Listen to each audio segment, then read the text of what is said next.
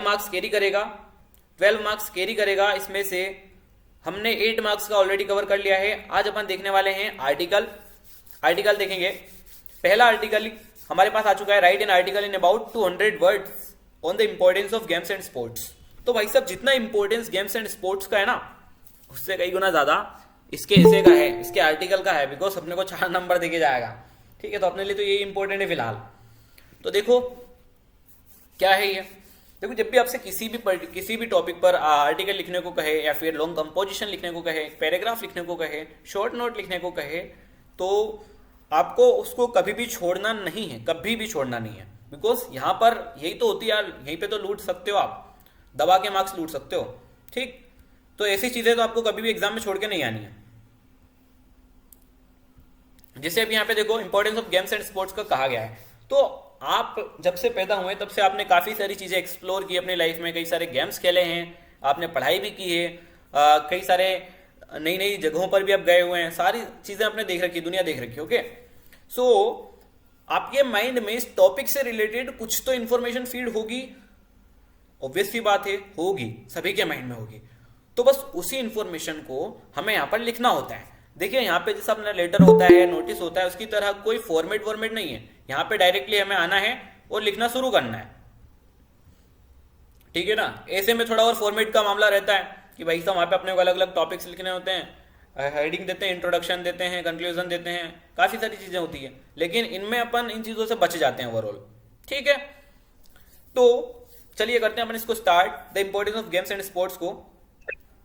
सबसे पहले अब देखो कई सारे बच्चों को प्रॉब्लम ये होती है कि वो इंग्लिश बना नहीं पाते। उनको आता है हिंदी में, ठीक है, नॉलेज है सर, लेकिन इसको इंग्लिश में कैसे कन्वर्ट करना है, कैसे लिखना है, ये प्रॉब्लम उत्पन्न होती है कब, जब हमारे जो रूट्स हैं, जो फंडामेंटल्स है वो क्लियर नहीं हो। ठीक है, अपने अपने बेसिक्स क्लियर ना हो, तब ये प्रॉब्लम आती है।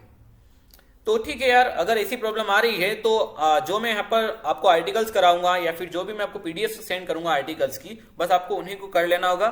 एक बार मैं उनको एक्सप्लेन कर दूंगा तो आपके लिए लर्न करना भी इजी हो जाएगा।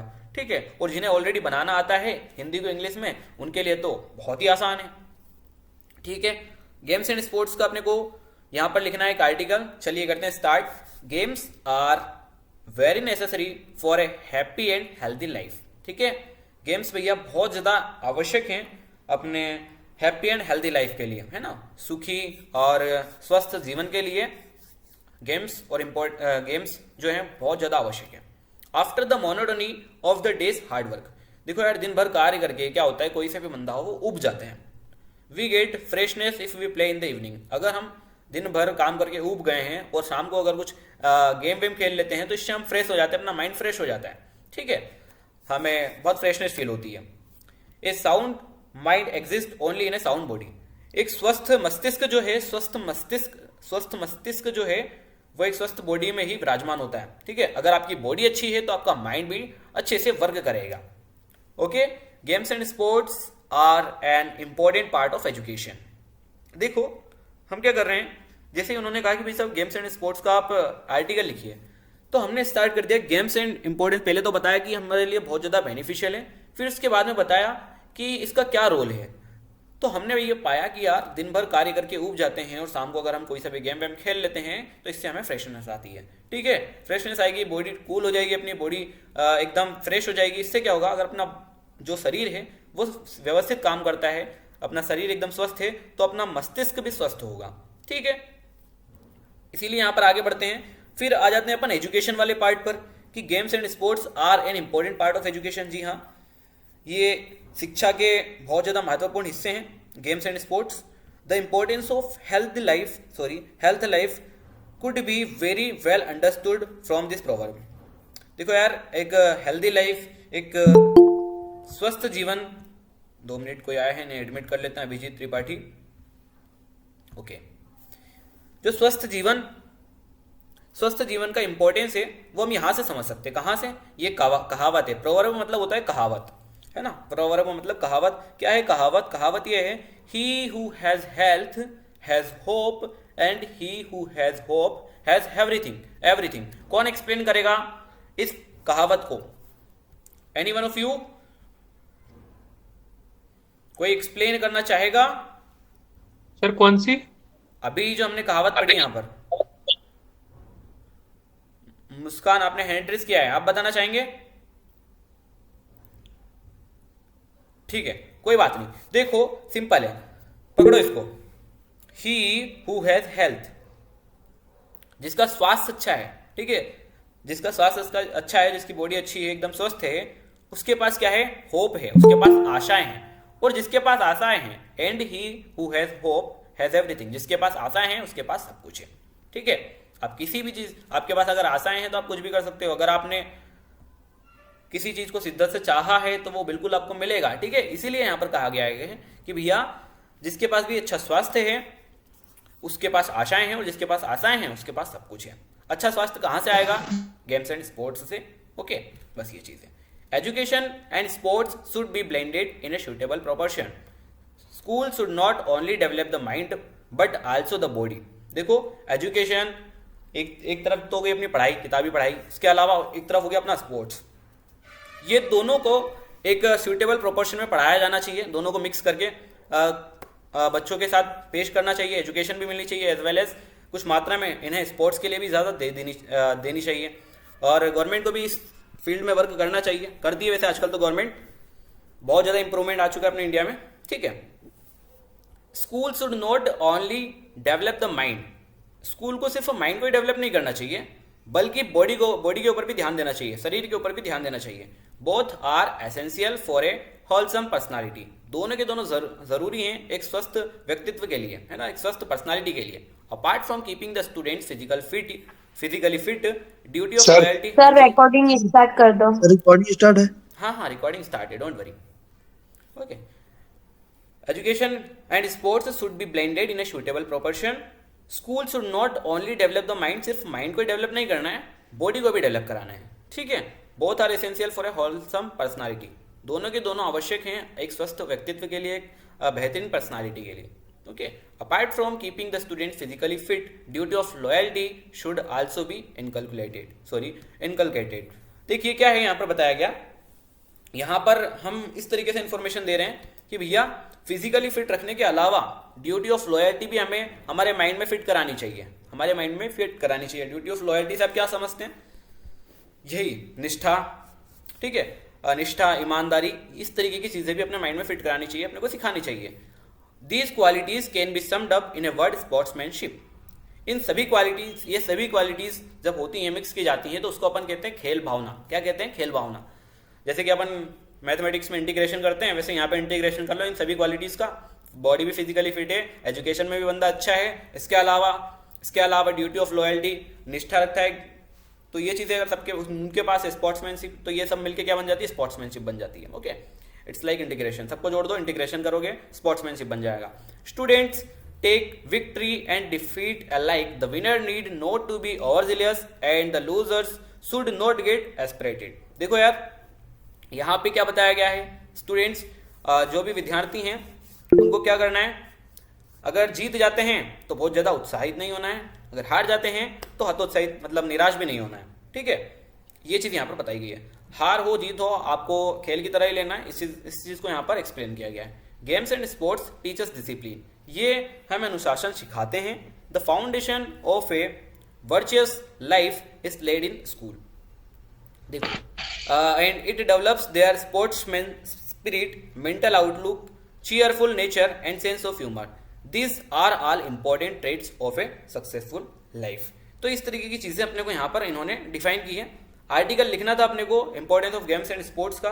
अब मैं आपको बता रहा हूँ importance of games and sports का जो आर्टिकल है, बहुत ज्यादा इंपॉर्टेंट है यार। पिछले साल एग्जाम में आया था, सप्लीमेंट्री एग्जाम में भी आ गया था। ओके, और उससे पहले भी आता रहा है गेम्स एंड स्पोर्ट्स का ये आर्टिकल। ठीक है, तो इसको तो आपको सभी को कर ही लेना है। सर ये पूरा करना पड़ेगा? हाँ देखो यार, इतना तो करना ही पड़ेगा, ज्यादा बड़ा थोड़ी है, ठीक है, ज्यादा बड़ा थोड़ी है। ठीक है, ठीक किस किस को याद करने में प्रॉब्लम होगी है? Okay sir. ठीक है, सर नहीं थोड़ा होनी चाहिए। ऑन लैंग्वेज में बता दिए, ऑन लैंग्वेज में कैसे लिखेंगे? किसमें? ऑन लैंग्वेज में कैसे ऑन लिखेंगे? लैंग्वेज, ऑन हाँ, लैंग्वेज अपनी कैसे लैंग्वेज में, लिखेंगे? अपनी लैंग्वेज में भी आप बिल्कुल इसको लिख सकते हैं। इसके लिए आपको इसका थोड़ा सा नॉलेज होना चाहिए, इन्फॉर्मेशन होना चाहिए। जैसे कि यार यहाँ पे हमको बताया गया, उन्होंने स्टार्टिंग में कहा games are very necessary for a happy and healthy life. देखो अगर आपको कुछ भी नहीं आता, मान लो अगर आप ये पढ़ के ही नहीं जाते, तब आपको क्या अप्रोच रखनी थी? तब आपको अप्रोच ये रखनी थी कि यार गेम्स और स्पोर्ट्स हैं, इनका अपनी लाइफ में एक अलग ही रोल होता है। तो ये लाइन अपने पास सबसे पहले आती है। अपन किसी भी चीज़ के बारे में अगर लिख रहे हैं, किसी भी चीज़ के बारे में बता रहे हैं, तो हम सबसे पहले तो यही कहते हैं games and sports play an important role in our life. ठीक है, इस तरीके से भी अपन इसको स्टार्ट कर सकते हैं।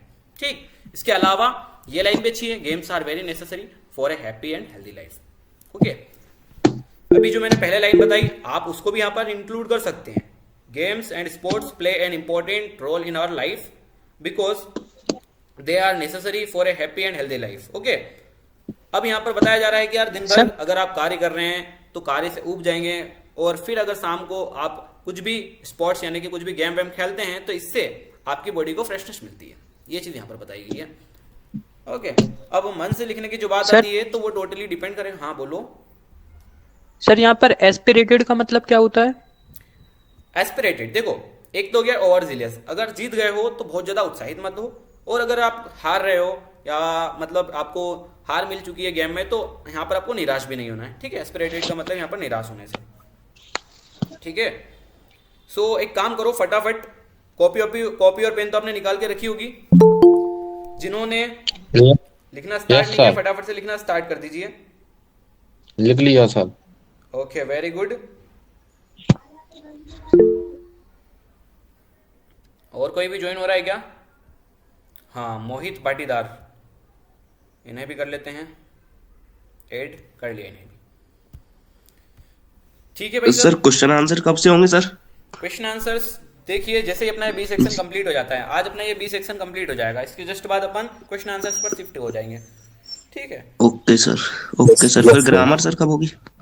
अब जो अपना बी सेक्शन होगा, जैसे अपन हिंदी में क्या करते हैं, कभी कभी 2 क्लासेस लगा लेते हैं, ऐसे ही अपन कभी इंग्लिश में भी करेंगे ऐसा।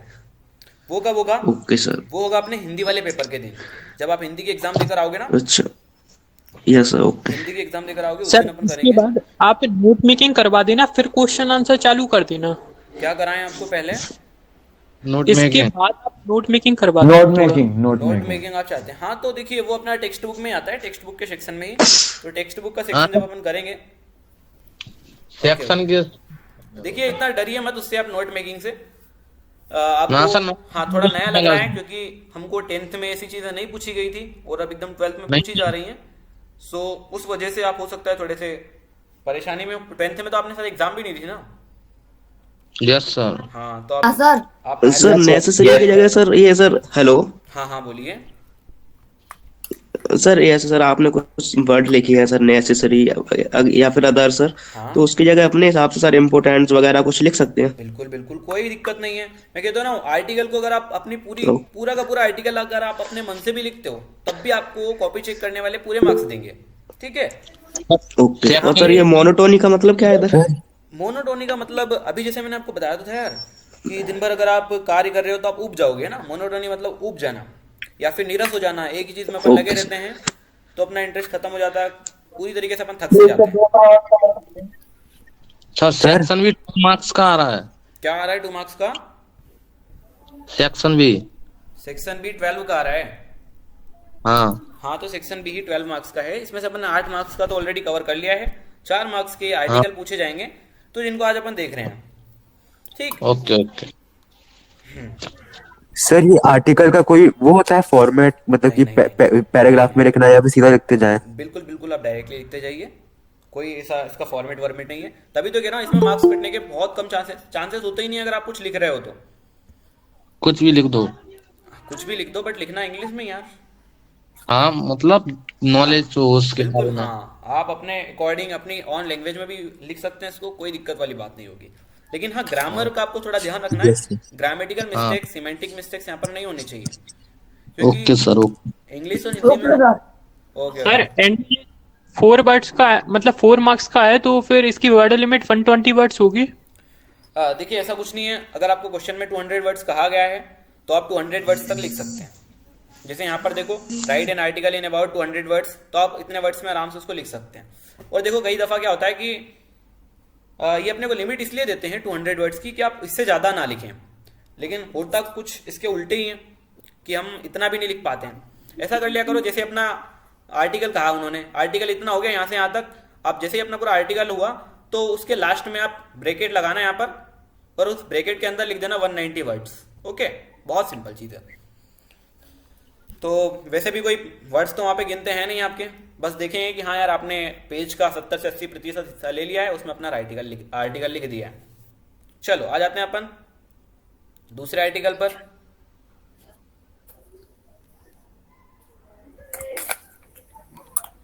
Importance of games and sports सभी को क्लियर है? अगर अभी भी कुछ प्रॉब्लम है तो बिल्कुल बता दीजिए, अपन उसको क्लियर कर लेंगे। आई थिंक और कोई आ रहे हैं, इन्हें भी एडमिट करते हैं। ईशान, काफी ज्यादा लेट हो गया यार Ishan. Ishan sir article sir normal लिखते हैं, आप बॉक्स में नहीं लिखते ना? नहीं नहीं नहीं, ऐसा बॉक्स की कोई जरूरत नहीं है। Okay sir. बॉक्स की जरूरत हमारे नोटिस में होती है, ठीक है, और पोस्टर में होती है। बाकी सर इसमें, इसमें अपन Yes, बॉक्स बनाए तो और मैसेज में हाँ इसमें फॉर्मेट का रोल नहीं रहेगा। आपके पास जितनी भी इंफॉर्मेशन है आपके माइंड में, या फिर आपने जो याद किया है वो भी लिख सकते हैं, आप अपने मन से भी लिख सकते हैं कुछ एक्स्ट्रा ऐड करके, तो वो चीज़ सही होगी। तो देखो बड़ो सर, एक बढ़िया, एक जो आइडियल स्टूडेंट होता है उसकी क्या क्वालिटी होनी चाहिए? उसकी क्वालिटी ये होनी चाहिए कि जो भी उसके पास मटेरियल है, फॉर एग्जांपल आपके पास ये पीडीएफ है, तो आप इसको पढ़ लें, इसको पढ़ेंगे, एक बार इसको याद करने की कोशिश करेंगे, एक बार इसको लिखेंगे, तो हो सकता है हमें ये पूरा याद तो ना हो, लेकिन इसका फिर भी 70 से 75% जो भी हिस्सा है वो अपने माइंड में थोड़ा फीड हो जाए, और एग्जाम तक अराउंड मान लो 50% पे भी जा रहा है तो ठीक है, कोई दिक्कत वाली बात नहीं है। फिर जो 50% है वो आप अपने मन से भी लिख सकते हैं, ठीक है। थोड़े वर्ड्स अपने पास, अपनी वोकेबुलरी में थोड़े वर्ड्स अच्छे हों, इसके लिए हमें इसको पढ़ना थोड़ा ज़रूरी हो जाता है। जैसे मैंने कहा यार, हम दिन भर काम करके थक जाते हैं, ऊब जाते हैं, तो मोनोटोनी, ये शब्द कितना बढ़िया है यहाँ पे, इससे समझ आता है कि हाँ यार बंदे की वोकेबुलरी बढ़िया है। इंग्लिश में वोकेबुलरी आपकी अच्छी होनी चाहिए। सर इम्पोर्टेंट कौन कौन से आ सकते हैं आर्टिकल? हाँ हाँ, वो यहीं पे मैं दे रहा हूँ आपको, ठीक है, जो इंपॉर्टेंट है सिर्फ वही कर रहे हैं अपन। दूसरा देखो, सबसे ज्यादा इंपॉर्टेंट तो यही है गेम्स एंड स्पोर्ट्स का। जैसे मैंने लेखक परिचय में महादेवी वर्मा का बताया था, वैसे आप यहाँ पर गेम्स एंड स्पोर्ट्स का मान के चलिए। Okay sir. ठीक है सर। हाँ हेलो सर, इसमें सर ऐसे भी तो लिख सकते हैं, a health mind produce in a healthy body. Sir जो आपने साउंड माइंड लिखा था उस वाली लाइन। साउंड में बिल्कुल, healthy mind exist in a healthy body, है ना, एग्जिस्ट लिखना तो और अच्छा लगेगा। यस सर, ऐसे लिख सकते हैं ना? हाँ हाँ बिल्कुल, कोई दिक्कत नहीं सर है। नोट ओके, और सर। आर्टिकल में डिफरेंस क्या है? आर्टिकल मतलब हमारा छोटा भी हो सकता है, नोट्स मतलब जितने वर्ड्स दिए उतने वर्ड्स पूरे लिखने पड़ेंगे। आप पूछ रहे हैं शॉर्ट नोट और आर्टिकल का डिफरेंस? हाँ सर। देखो, जैसे यहाँ पर इन्होंने शॉर्ट नोट का मुझे कहा है कि आपको शॉर्ट नोट लिखना है किसी एक टॉपिक के ऊपर, और टॉपिक है द प्रॉब्लम ऑफ अनएम्प्लॉयमेंट, ठीक है। अब ये अपने को समझ में आ गया, शॉर्ट नोट कितने वर्ड्स में लिखना है? 120 वर्ड्स में, तो बस वही चीज़ आपको यहाँ पे लिख देना है। आर्टिकल में उन्होंने 200 वर्ड्स का बोल दिया था, चीज़ें वही हैं, यहाँ पे बस नाम अलग अलग हो सर रहे हैं। लिखने को तो हम अपने हिसाब से ही ना, मतलब उसके बारे में, जैसे आर्टिकल में लिख रहे हैं गेम्स के बारे में, गेम्स हाँ। और स्पोर्ट्स क्या होता है। हाँ हाँ, वही चीज़ अपन यहाँ पे भी कर रहे हैं। प्रॉब्लम ऑफ अनएम्प्लॉयमेंट में यहाँ पे उन्होंने अपने को शॉर्ट नोट का बोल दिया है, 120 वर्ड्स में अपने को इसके ऊपर कुछ भी टिप्पणी करनी है, कुछ भी इन्फॉर्मेशन देनी है ओवरऑल। Okay okay sir. चलिए, सो सभी स्टूडेंट्स माइक ऑफ कर लीजिए। बात आती है प्रॉब्लम ऑफ अनएम्प्लॉयमेंट, इसको कितने वर्ड्स में करना है? 120 वर्ड्स में, ठीक है। The most difficult problem which our country is facing now is that of unemployment. सबसे डिफिकल्ट प्रॉब्लम जो है अपना देश जो फिलहाल फेस कर रहा है, वो प्रॉब्लम कौन सी है? वो है बेरोजगारी की। This is a socio economic problem, it is very serious problem. देखो इसमें वर्ड्स जो हैं कितने इजी हैं, मतलब इससे तगड़े तगड़े वर्ड्स तो अपन खुद भी बना सकते हैं। जब अपन 10th क्लास में थे तब भी इससे तगड़े तगड़े वर्ड्स बना लेते थे, सेंटेंस बना लेते थे। देखो कितना इजी है। द मोस्ट डिफिकल्ट प्रॉब्लम, भैया सबसे बड़ी दिक्कत तो ये है कि अपना जो देश है फिलहाल अनएम्प्लॉयमेंट, बेरोजगारी की समस्या को फेस कर रहा है ना। ये एक सोशियो इकोनॉमिक प्रॉब्लम है, it is very serious problem. देखो कितना सिंपल शब्द है, it is very serious problem. ये बहुत गंभीर समस्या है। It needs immediate solution because it threatens the peace and prosperity of our country. Someone wants to join Ritvij गौर।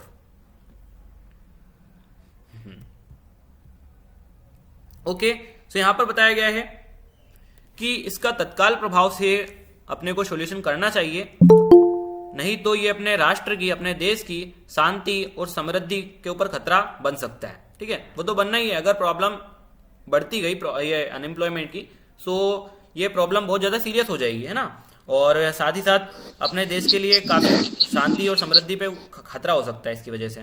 ठीक, आगे जाते हैं। All the development plans have failed to provide employment to our young man and women. ठीक है, जो भी plan बनाए गए थे जिससे कि एम्प्लॉयमेंट प्रोवाइड किया जाता, वो सारे के सारे प्लान अभी तक तो फेल साबित होते हुए आए हैं। ठीक है, there are several causes of for the increase unemployment in India. देखो यार, भारत में, अपने देश में कुछ कारण है जिसकी वजह से अनएम्प्लॉयमेंट की प्रॉब्लम कंटिन्यूसली बढ़ती जा रही है। पहला है यहाँ पर रैपिड इंडस्ट्रियलाइजेशन। ठीक है, औद्योगिकरण जिसे अपन कहते हैं। We are multiplying ourselves, population and production increase in geometrical and arithmetical progress respectively. अब देखो यहाँ पर ये चीजें ना थोड़ी डिफिकल्ट टाइप से आ चुकी हैं, तो आप क्या कहोगे, क्या करोगे आप यहाँ पे? आप डायरेक्टली लिख सकते हो population of our country is increasing day by day. ठीक है, दिन बर दिन जो पॉपुलेशन है वो इंक्रीज होती जा रही है। ठीक है, पॉपुलेशन इंक्रीज हो रही है, तो इससे और भी ज्यादा मुश्किल होगा अपनी जो इकोनॉमी है उसको डेवलप करने में। ठीक है, जैसे यहाँ पर देख सकते हैं लिखा हुआ है population and production increase in geometrical and arithmetical progress, तो आप ऐसे वर्ड्स ना भी लिखेंगे तब भी आपका काम चल जाएगा। Hence the means of employment can not keep face with the growing population. तो भाई साहब, अभी तक जो भी रोजगार के जितने भी साधन हैं ये कम पड़ जाएंगे, जैसे रोजगार, अभी मान लो जैसे जो नौकरियां जो होती हैं, पॉपुलेशन तो डे बाय डे इंक्रीज हो रही है लेकिन नौकरियां उतनी हैं, तो ये एक और बड़ी प्रॉब्लम क्रिएट करेगी कि नहीं करेगी? करेगी ना। पॉपुलेशन इंक्रीज होती जा रही है और जो मीन्स ऑफ एम्प्लॉयमेंट है वो उतनी ही है। ठीक, सो ये एक और बड़ी प्रॉब्लम बन जाएगी। The defective system of our education is also responsible for this serious problem. ठीक है, हमारा जो एजुकेशन सिस्टम है, हमारा जो एजुकेशन सिस्टम है वो भी इसके लिए रिस्पॉन्सिबल है, वो भी इसके लिए जिम्मेवार है। The emphasis on literary education and neglect of technical education is the greatest cause of unemployment among educated people. देखो यार, क्या होता है अपने यहाँ पर एम्फेसिस ऑन लिटरेरी एजुकेशन, यानी कि जो अभी तक ट्रेडिशनल एजुकेशन चलती हुई आ रही है उसी के ऊपर ज्यादा जोर दिया जाता है, और जो टेक्निकल एजुकेशन है उसको निग्लेक्ट किया जाता है। एम्फेसिस मतलब जोर देना है ना, टेक्निकल एजुकेशन है उसको निग्लेक्ट किया जाता है। यही सबसे बड़ा रीजन है कि आजकल जो हमारे एजुकेटेड लोग हैं, एजुकेटेड पीपल हैं, जो यंग हैं फिलहाल, वो अनएम्प्लॉयमेंट की प्रॉब्लम फेस कर रहे हैं। आफ्टर हिज एजुकेशन और young man think it below his dignity to do a work which requires physical labour. देखो यार, एजुकेशन कंप्लीट करने के बाद में अगर व्यक्ति कुछ ऐसा कार्य करता है जैसे फिजिकल लेबर, यानी कि कुछ श्रम जैसा कुछ कार्य करता है, तो इससे उसको फील होता है कि यार उसका गौरव गिरता है ना। जो एटीट्यूड में पॉजिटिव एटीट्यूड की बात कर रहा हूँ, वो एटीट्यूड नहीं, ठीक है, पॉजिटिव एटीट्यूड कि हाँ यार इतना तो मैंने इतने टाइम तक इतनी मेहनत की, उसके बाद में ये रिजल्ट मिलता है। ठीक है, तो इससे उनको खुद को कुछ प्रॉब्लम होती है, रिग्रेट करते कि यार हमने क्या किया इतने। India is rich in natural resources but they need, यहाँ पे एक्सप्लॉयटेशन आया है, इसको एक्सपेंशन कर लीजिएगा। ठीक है, अपना जो भारत देश है ये नेचुरल रिसोर्सेज की कमी नहीं अपने देश में। ठीक है, लेकिन इनको एक्सपेंशन की जरूरत है, इसको भारी मात्रा में अपने को कुछ करना चाहिए। यहाँ पर there is still a great scope for expansion on all fronts, it will provide work to millions. ठीक है, अगर इसके ऊपर काम किया जाए ठीक से तो ये काफी सारे रोजगार के अवसर प्राप्त करवाएगा लाखों लोगों को। ठीक है, तो ये चीजें यहाँ पर प्रॉब्लम ऑफ अनएम्प्लॉयमेंट में। अब इसके ऊपर आपके माइंड में क्या क्या चीजें चलती हैं, आपका इसको लेकर क्या नजरिया है, वो अगर आप यहाँ पर लिख देंगे तो भी आपको पूरे मार्क्स मिलने वाले हैं।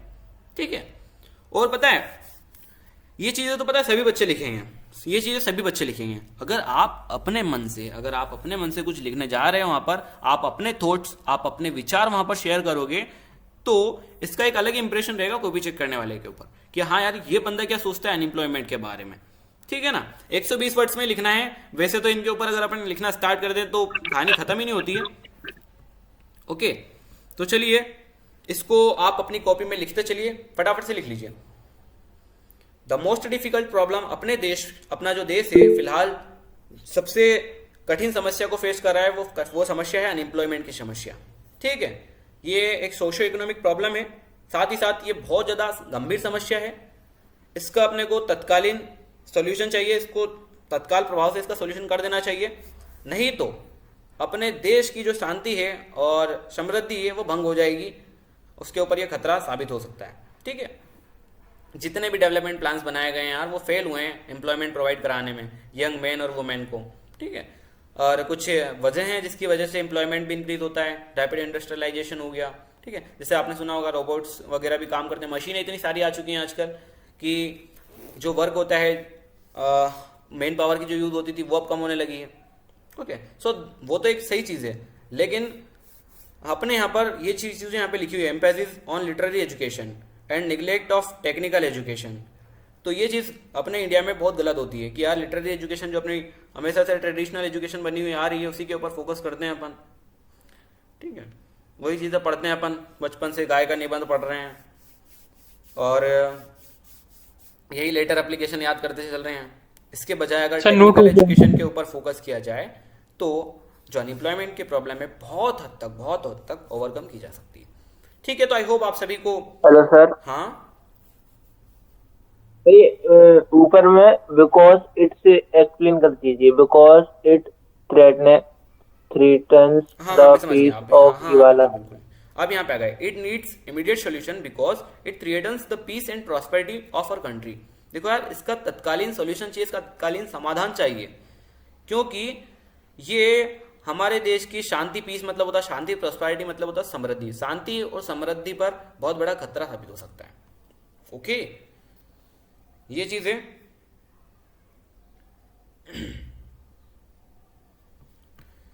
सो ये था अपना प्रॉब्लम ऑफ अनएम्प्लॉयमेंट के ऊपर एक शॉर्ट नोट। और इससे पहले हमने कर लिया है किसका, इससे पहले हमने गेम्स एंड स्पोर्ट्स का जो इंपॉर्टेंस है उसके ऊपर भी एक आर्टिकल पढ़ लिया है। अब इन आर्टिकल्स को आपको क्या करना होगा यार, आप इन्हें लिख लिख कर प्रैक्टिस कीजिएगा। 4 नंबर का है तो उसके अकॉर्डिंग आपको इसकी प्रिपरेशन करनी होगी। इसके बाद में इसके बाद में हम जंप करेंगे अपने डी सेक्शन पर, जो कि अपना टेक्स्ट बुक से है। उसमें क्वेश्चन आंसर्स भी हैं। क्वेश्चन आंसर्स के अलावा हमें एक्सट्रैक्ट भी देखने को मिलते हैं। हाँ बोलिए। एडवर्टाइजमेंट नहीं करवाया अभी सर, सेक्शन डी 40 मार्क्स का एडवर्टाइजमेंट नहीं करवाया आपने अभी? एडवर्टाइजमेंट नहीं कराया है। देखो, एडवर्टाइजमेंट के चांसेस अभी तो बहुत ही कम है, बिकॉज अगर आप मॉडल पेपर भी उठाएंगे तो वहां पर भी क्वेश्चन नहीं आया और मॉडल पेपर का ही पूरा पैटर्न आपकी मेन एग्जाम में फॉलो होने वाला है। ठीक है, तो एडवर्टाइजमेंट के चांसेस काफी कम है, लेकिन एक बार में सिलेबस कवर हो जाता है और अपने पास टाइम बचेगा। पूछ लेंगे ना सर? हाँ, उसकी जगह नोट। सर इसका कोई फॉर्मेट वगैरह होता है क्या? हाँ देखो, मैं वही कह रहा हूँ, का कोई फॉर्मेट होता है क्या? हाँ देखो, किसका, इसी का मैं बता रहा हूँ आपको, आर्टिकल का और अपने जो शॉर्ट नोट हो गए, इनके फॉर्मेट की कोई जरूरत नहीं है। आपको डायरेक्टली जो भी आपके माइंड में इंफॉर्मेशन हो, जो आपने पढ़ा है ऑलरेडी, और जो आपके थॉट्स हैं, जो आपके आइडियाज हैं, जो आप लिखना चाहते हैं, वो डायरेक्टली यहाँ पे लिख सकते हैं। ठीक है, फ्री के नंबर मिलते हैं यहाँ पे 4 नंबर। ठीक है सर, आप स्टार्ट सर एक पैराग्राफ में लिख सकते हैं क्या सर पूरे को? नहीं, इसको थोड़ा सर हेलो सर, चेंज करते रहिएगा टॉपिक के अकॉर्डिंग। सर हाँ सर ऐसे सर 4-5 टॉपिक बता दीजिए सर, शॉर्ट नोट के सर, मतलब। बिल्कुल मैं बता दूंगा, डोंट वरी। ठीक है, एक तो ये हो गया अपना importance of games and sports. Then हमने कर लिया है एक problem of unemployment in India. ये मैं पीडीएफ भी आपको भेज दूंगा। ठीक है, ओके सर। अब देखो सर 2-3 और बता दिए सर। हाँ बिल्कुल, मॉडल पेपर। डोंट वरी बाबा। देखो, एडवांटेज ऑफ ट्री प्लांटेशन, वृक्षारोपण, इसके ऊपर भी अपने को क्या करना है। यहाँ पे इन्होंने स्पीच का नाम दिया है, वही चीज है यहाँ पर भी, स्पीच का नाम दिया है, लेकिन हो सकता है वो आपसे स्पीच का बोल दें, आर्टिकल का बोल दें। लिखना तो वही है, 150 से 200 वर्ड्स में लिखना है, तो बस यही चीज आपको स्टार्ट कर देनी है। हालांकि स्पीच का एक थोड़ा सा फॉर्मेट होता है, इस फॉर्मेट को आप हटा देंगे जब अगर वो आपसे आर्टिकल के अंदर पूछ ले तो। ठीक है, जैसे यहाँ पे आप देखो स्पीच की बात आई, तो वो स्कूल में स्पीच दे रहा है मॉर्निंग असेंबली में, तो मॉर्निंग असेंबली में अगर स्पीच देगा बंदा तो किस तरीके से बातचीत करेगा, इस तरीके से अपना वार्ता स्टार्ट करेगा, स्पीच स्टार्ट करेगा। Respected principal madam, teachers and my dear friends, today I am here. आज मैं आपके सामने हूँ एक ऐसे टॉपिक के ऊपर बोलने वाले, इस टॉपिक के ऊपर बातचीत करने वाले हैं। किस टॉपिक के ऊपर? एडवांटेज ऑफ ट्री प्लांटेशन, वृक्षारोपण के फायदों पर मैं आपके सामने आज बोलने वाला हूँ। ठीक है, ये चीज पूरी की पूरी हट जाती है अगर ये आर्टिकल के अंदर या फिर शॉर्ट नोट के अंदर पूछ लिया जाए तो। ठीक, अगर आर्टिकल या फिर शॉर्ट नोट के अंदर आपसे पूछ लेते हैं तब आपको उस केस में इसको क्या करना है, उस केस में कुछ भी नहीं, बहुत सिंपल, ये यहां से यहां तक की ये जो लाइन है इसको फिनिश कर देना। रिस्पेक्टेड से लेकर एडवांटेज ऑफ ट्री प्लांटेशन तक की। देन आपको क्या करना होगा, trees are our best friends, trees play an important role in our life. ठीक है, ये लाइन ऐसी है जो आप लिख सकते हो जब भी, मैंने आपको ऊपर ही बताया था गेम्स एंड स्पोर्ट्स वाले में भी, कि वहां पे भी आप ये लाइन चेप सकते हो, games and sports play an important role in our life. वही चीज आप यहाँ पे भी लिख सकते हैं। देखो, today I am here in front of you to speak on the topic, ये तो हो गया, इसको हटा दिया, यहाँ पे जाओ। Our life depends on trees, हमारा जो जीवन है वो पेड़ों के ऊपर निर्भर करता है। The trees take and absorb the heat of the earth. It releases oxygen which is very important for us. क्या करते हैं भाई सब, जो पेड़ होते हैं वो पृथ्वी की जो भी गर्माहट है उसको एब्जॉर्ब कर लेते हैं, ये हमें ऑक्सीजन देते हैं, जो कि हमारे लिए बहुत ज़्यादा महत्वपूर्ण है। ठीक है, हम जो कार्बन डाइऑक्साइड छोड़ते हैं उससे वो उनका ऑक्सीजन बनाते हैं, सॉरी हम जो कार्बन डाइऑक्साइड छोड़ते हैं उसकी मदद से वो हमें ऑक्सीजन प्रोवाइड कराते हैं। ठीक, the trees absorb the harmful gases like carbon dioxide and carbon monoxide from the atmosphere. जो पेड़ हैं वो अपने एटमॉस्फेयर में जितनी भी तो नहीं कहेंगे, लेकिन जो ज़्यादातर डेंजरस गैसेस हैं उनको एब्जॉर्ब कर लेते हैं।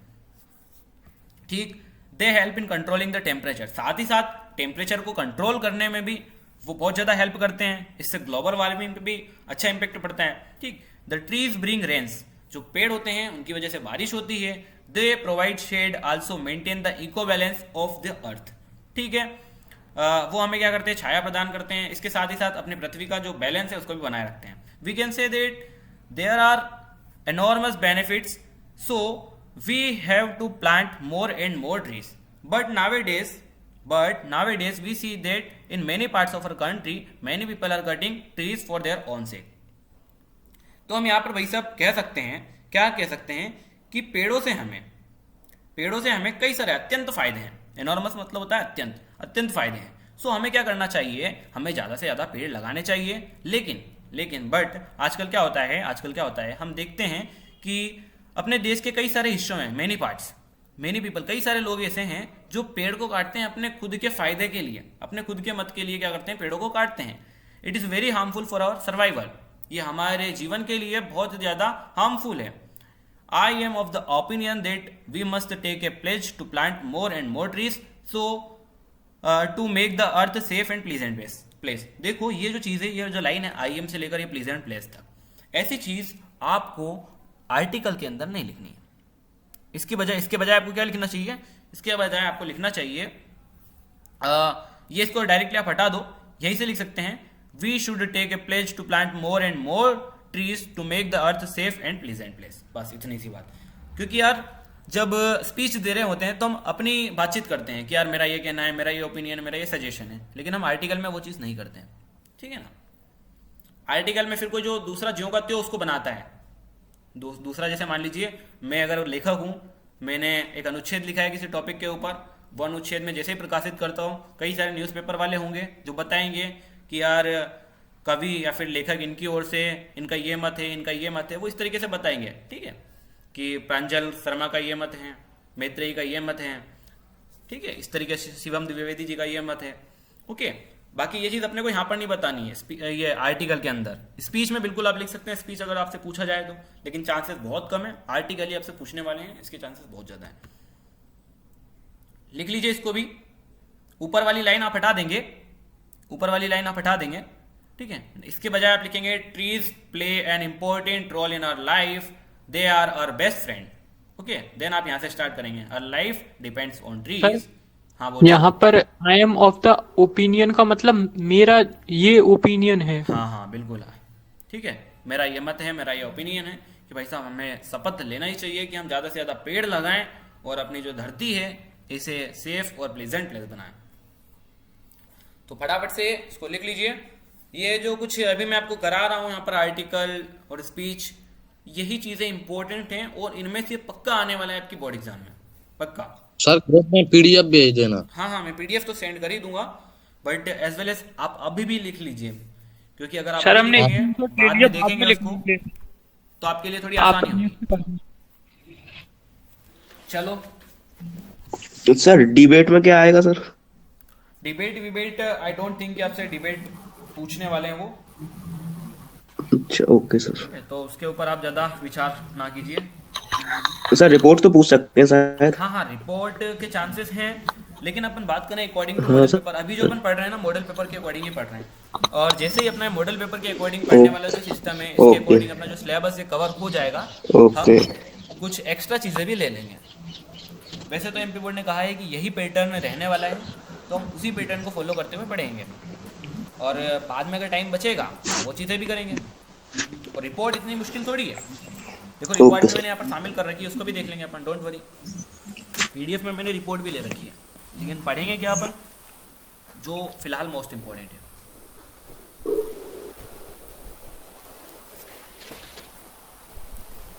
बाकी किसी को कुछ प्रॉब्लम तो नहीं आ रही है ना, बढ़िया प्रिपरेशन चल रही है सारे okay subject. Sir, yes sir.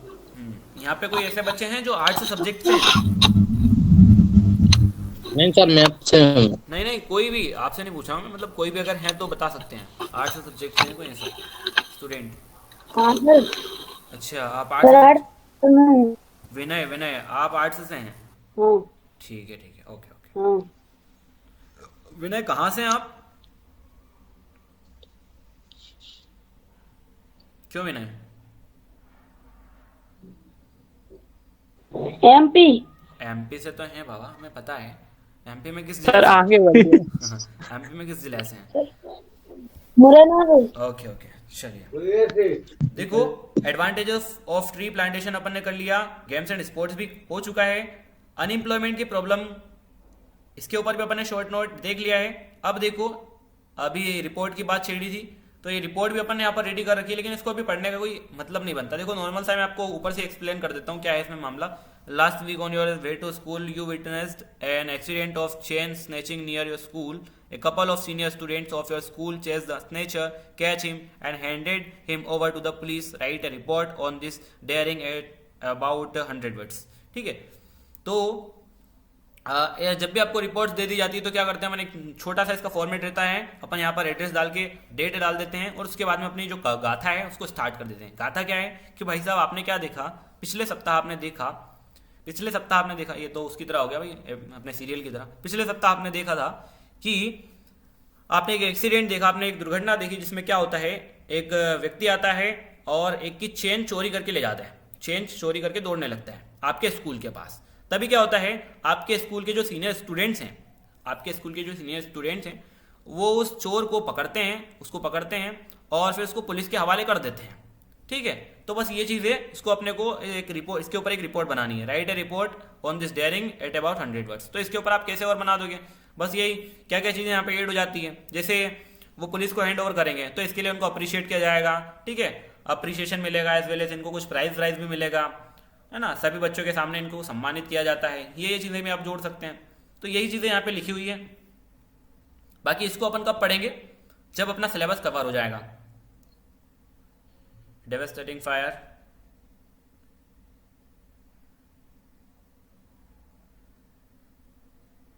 Okay, तो एक है अब हमारे पास नया सा पैराग्राफ आ चुका है, advantages and disadvantages of mobile phone. इसके ऊपर क्या करना है अपने को, इसके ऊपर एक पैराग्राफ लिखना है इन अबाउट 150 वर्ड्स। 150 वर्ड्स में हमें इसके ऊपर एक पैराग्राफ लिखना है। तो देखो यार, मोबाइल फोन से आपको पता है कितने सारे बेनिफिट्स हैं, एज वेल एज आपको ये भी पता है इससे कितने सारे नुकसान हैं।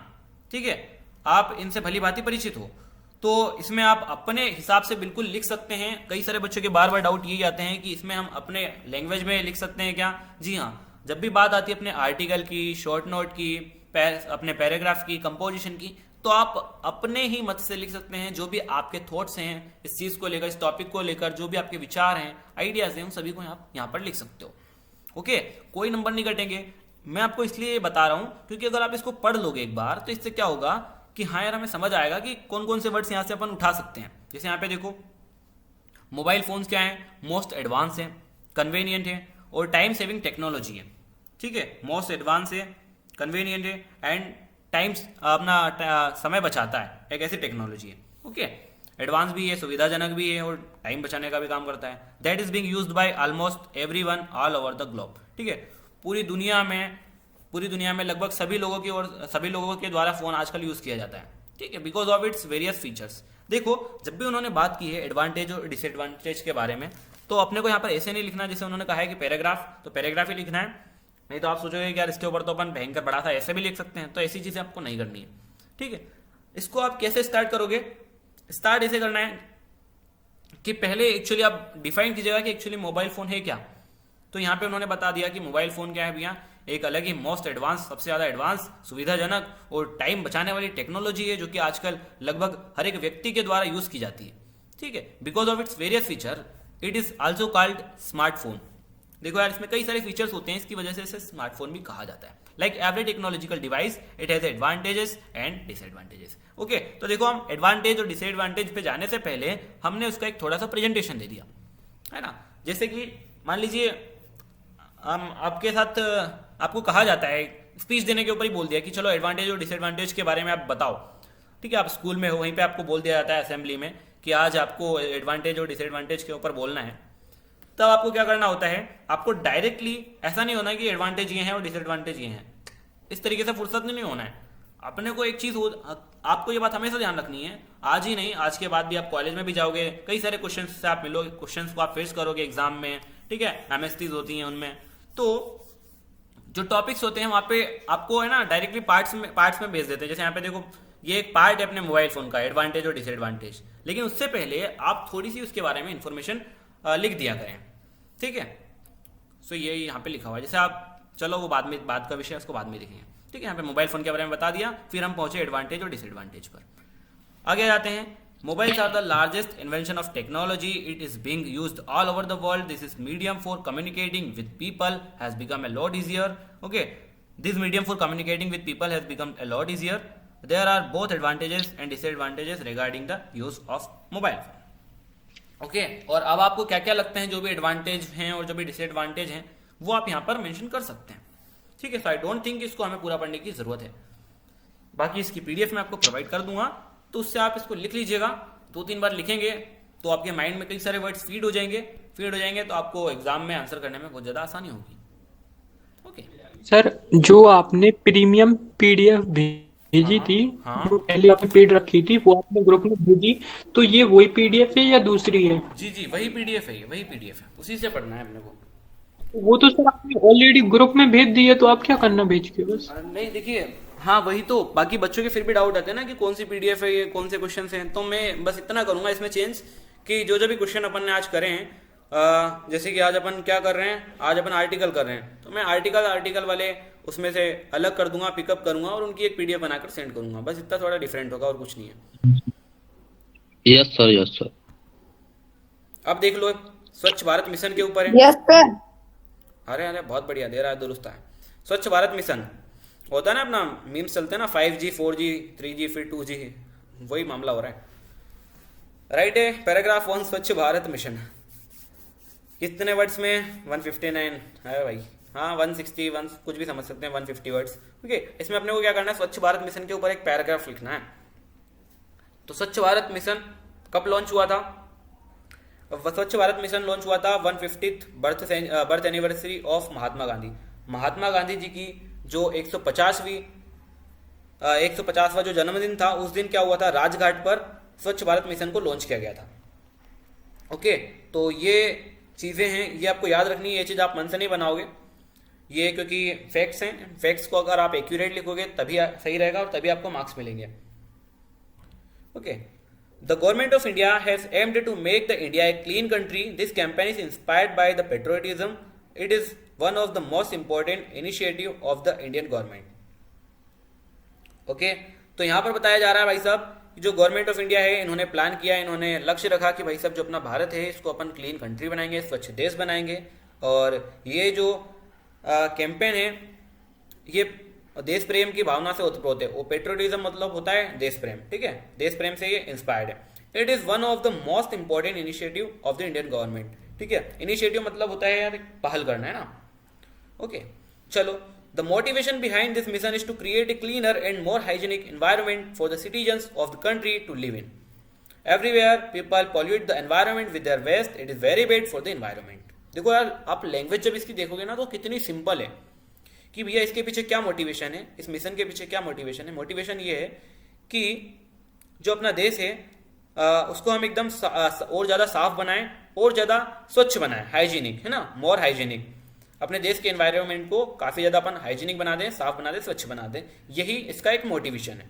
देन देखेंगे एवरीवेयर, हर जगह हम देखते हैं कि जो लोग हैं वो क्या करते हैं, एनवायरनमेंट, अपने पर्यावरण को पोल्यूट करते हैं वेस्टेज के जरिए। It is very bad for the environment, ये पर्यावरण के लिए बहुत बुरी चीज़ है।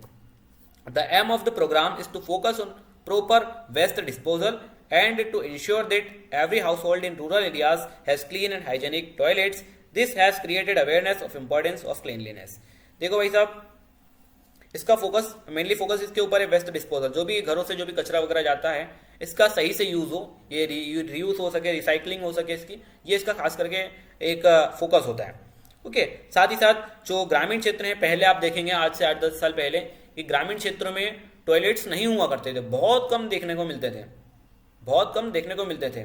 तो ये चीज़ भी स्वच्छ भारत मिशन के जरिए लागू की गई थी और इसका भी यही एक उद्देश्य था कि यार लोगों में स्वच्छता को लेकर जागरूकता फैलाई जाए। This has created awareness of the importance of cleanliness. ठीक है, इसने क्या किया, लोगों में जागरूकता फैलाई क्लीनलीनेस को लेकर, साफ सफाई को लेकर। ठीक है, this mission will be more successful if all citizens come together and participate in this mission. भाई साहब, ये जो मिशन है ये और सफल होगा जब सारे के सारे लोग, सारे के सारे यहाँ के जो नागरिक है अपने देश के, इस मिशन में पार्टिसिपेट करेंगे। ओके, जोरों शोरों से पार्टिसिपेट करेंगे। This has the advantage of tourist attraction. देखो, इसका एक फायदा ये होता है कि मान लीजिए कोई सी भी कंट्री है वो सबसे ज्यादा क्लीन है या फिर उसमें कुछ भी एक चीज यूनिक है, तो वो एक सेंटर ऑफ अट्रैक्शन बन जाता है फॉरेनर्स के लिए, जो दूसरे देश के जो लोग हैं उनके लिए सेंटर ऑफ अट्रैक्शन बन जाता है कि यार यहाँ पर ये चीज यूनिक है। जैसे दुबई देख लीजिए, दुबई में क्या यूनिक है कि भाई साहब यहाँ पर विश्व की सबसे ऊंची बिल्डिंग है, और भी काफी सारी चीजें हैं, लेकिन एक जो बुर्ज खलीफा है वो एक अलग इंट्रेक्शन वहाँ पे इंप्रेशन प्रोवाइड करती है दुबई को। ओके, सो उससे क्या होता है, जो बाहर जो दूसरे देश के जो लोग होते हैं वहां पे विजिट करते हैं, टूरिज्म बढ़ता है, तो जो दूसरे देश का पैसा है वो अपने देश में आता है। ठीक है, इससे इकोनॉमी बहुत हद तक डेवलप होती है। तो ये भी एक इसका मिशन है कि भाई साहब, ये भी एक इसका उद्देश्य था कि इससे टूरिज्म बढ़ेगा तो टूरिज्म बढ़ेगा तो अपनी इकोनॉमी भी सुधरेगी देश की। This will create a happy and clean environment for foreign tourist. ठीक है, जो बाहर से आएंगे उनसे हमें हेटेड भी नहीं मिलेगी, नहीं तो पता चलेगी भाई इंडिया में आ रहे हैं और देखा जा रहा है कि सब दूर कचरा ही कचरा है, क्लीन नहीं है, तो वो भी सही नहीं रहता है। Okay, it enhances the public health through it's objectives. It is A great start to make India cleaner and greener. It will benefit all of us equally. This project was launched as a tribute to Mahatma Gandhi. Okay, पूरा का पूरा simple ही है, कहीं से कहीं तक आपको problem नहीं आएगी। ये क्या करता है, it enhances the public health through it's objective. इसके जो भी उद्देश्य हैं, जैसे कि यार टॉयलेट बनाना हो गया, साफ सफाई रखना हो गया, इसके जितने भी उद्देश्य हैं, इससे क्या होता है, पब्लिक हेल्थ यानी कि जो भी अपने देश के जितने भी लोग हैं उनकी हेल्थ के ऊपर इम्पेक्ट पड़ेगा। उद्देश्य ये है कि उनकी हेल्थ सही साट रहे। It is a great start to make India cleaner and greener. ठीक है, ये एक ऐसी पहल है जिससे कि अपना देश, जो अपना भारत है, वो और ज्यादा स्वच्छ है और ज्यादा हरा भरा हो सकता है। Okay, it will benefit all of us equally. इससे सभी को फायदा होगा, सभी देशवासियों को फायदा होगा। और ये जो प्रोग्राम है, ये जो प्रोजेक्ट है, लॉन्च किया गया था महात्मा गांधी को ट्रिब्यूट यानी कि एक श्रद्धांजलि के तौर पे। ओके, तो ये प्रॉब्लम नहीं, ये चीज थी अपने पास पैराग्राफ। ठीक है, हमने आर्टिकल देख लिया, पैराग्राफ देख लिया, स्पीच देख लिया, लेकिन सभी की बॉडी एक ही है, सभी की बॉडी एक ही है, फॉर्मेट का कोई रोल नहीं है। Hello sir. हाँ बोलो सर, आप क्वेश्चन आंसर कब करवाओगे? ये वाले तो बन जाते हैं, है ना। अरे ठीक है यार, आपसे बन जाता है, अच्छी बात है। तो बाकियों से जिनको प्रॉब्लम आ रही है इनमें, उनका क्लियर हो जाएगा। और आप टेंशन ना कीजिए, मैं आपका पूरा सिलेबस कवर करा दूंगा, एग्जाम से पहले ही कवर करवा दूंगा, रिवीजन भी करा दूंगा। ठीक है, चिंता ना करें आप, बस आप साथ में क्योंकि सर क्वेश्चन आंसर 45 मार्क्स के आ रहे हैं इसलिए। हाँ देखो, 45 मार्क्स के क्वेश्चन आंसर्स नहीं है, सेक्शन डी टोटली अपना 44 मार्क्स का है ना। उसमें क्या है, उसमें अपने एक्सट्रैक्ट भी आ जाते हैं, एक्सट्रैक्ट में भी अपने पोएट्री के भी आएंगे और प्रोज के भी आएंगे, तो ओवरऑल सबको मिलाकर 44 मार्क्स का है। जिसमें अपन बात करें प्रोज की, यानी कि जो फ्लेमिंगो का जो प्रोज सेक्शन है, वहां से लगभग 5 नंबर के एक्सट्रैक्ट पूछ लिए जाएंगे। इसके अलावा 7 नंबर के एक्सट्रैक्ट अपने फ्लेमिंगो और विस्तार से पूछ लिए जाएंगे। ओके, सो ओवरऑल 12 नंबर तो आप देख सकते हैं, 12 नंबर तो एक्सट्रैक्ट के आ रहे हैं वहां पे। बाकी 32 नंबर के मेन क्वेश्चन। सर एक्सट्रैक्ट क्या होता है sir?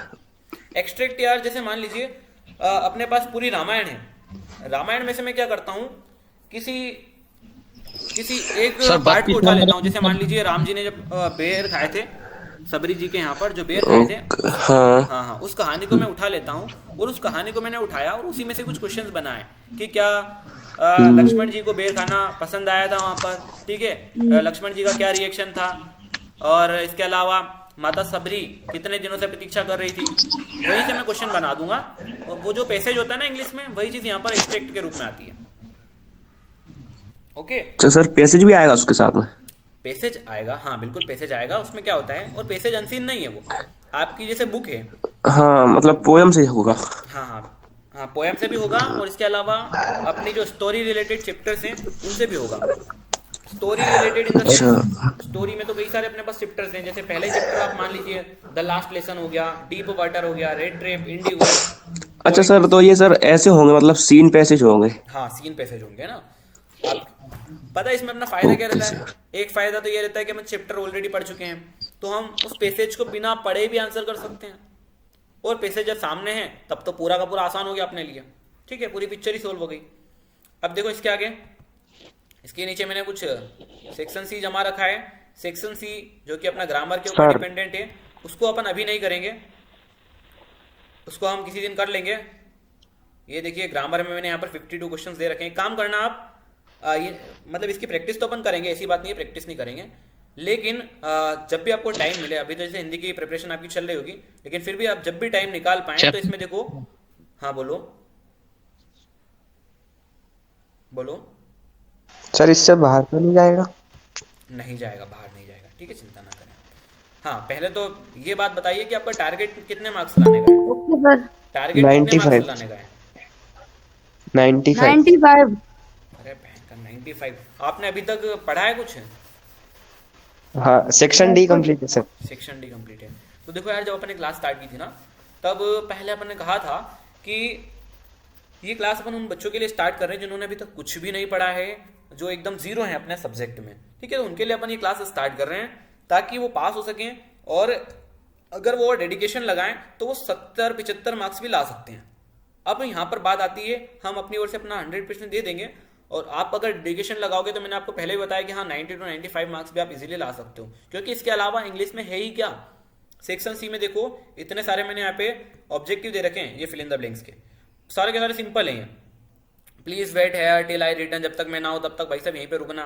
Okay, the Ganga is a sacred river, बहुत सिंपल सिंपल यहाँ पर मैंने दे रखे हैं। आई बाय बुक्स, ठीक है। We brought a shawl from Haryana, bring को यहाँ पे अपन ने ब्रॉड कर दिया, ठीक है, हम लाए थे हरियाणा से, सेकेंड फॉर्म लगा दिया अपन ने।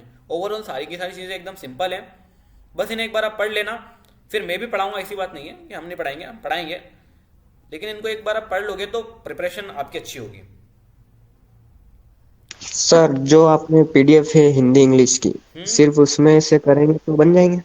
जी बिल्कुल बनेंगे, लेकिन मैं आपको एक चीज़ बताता हूँ, बहुत अच्छी बात बताता हूँ, कि अगर अपना टारगेट रहता है 90 मार्क्स लाना, 95 मार्क्स लाना, तो वहाँ पर मटेरियल से ज़्यादा डेडिकेशन मैटर करता है, ठीक है। इस बात को आप हमेशा ध्यान रखना, कोई सा भी मटेरियल हमें 90-95 नहीं ला के दे सकता है, इवन परीक्षा, बोर्ड परीक्षा अध्ययन भी नहीं ला के दे सकते हैं, ठीक है।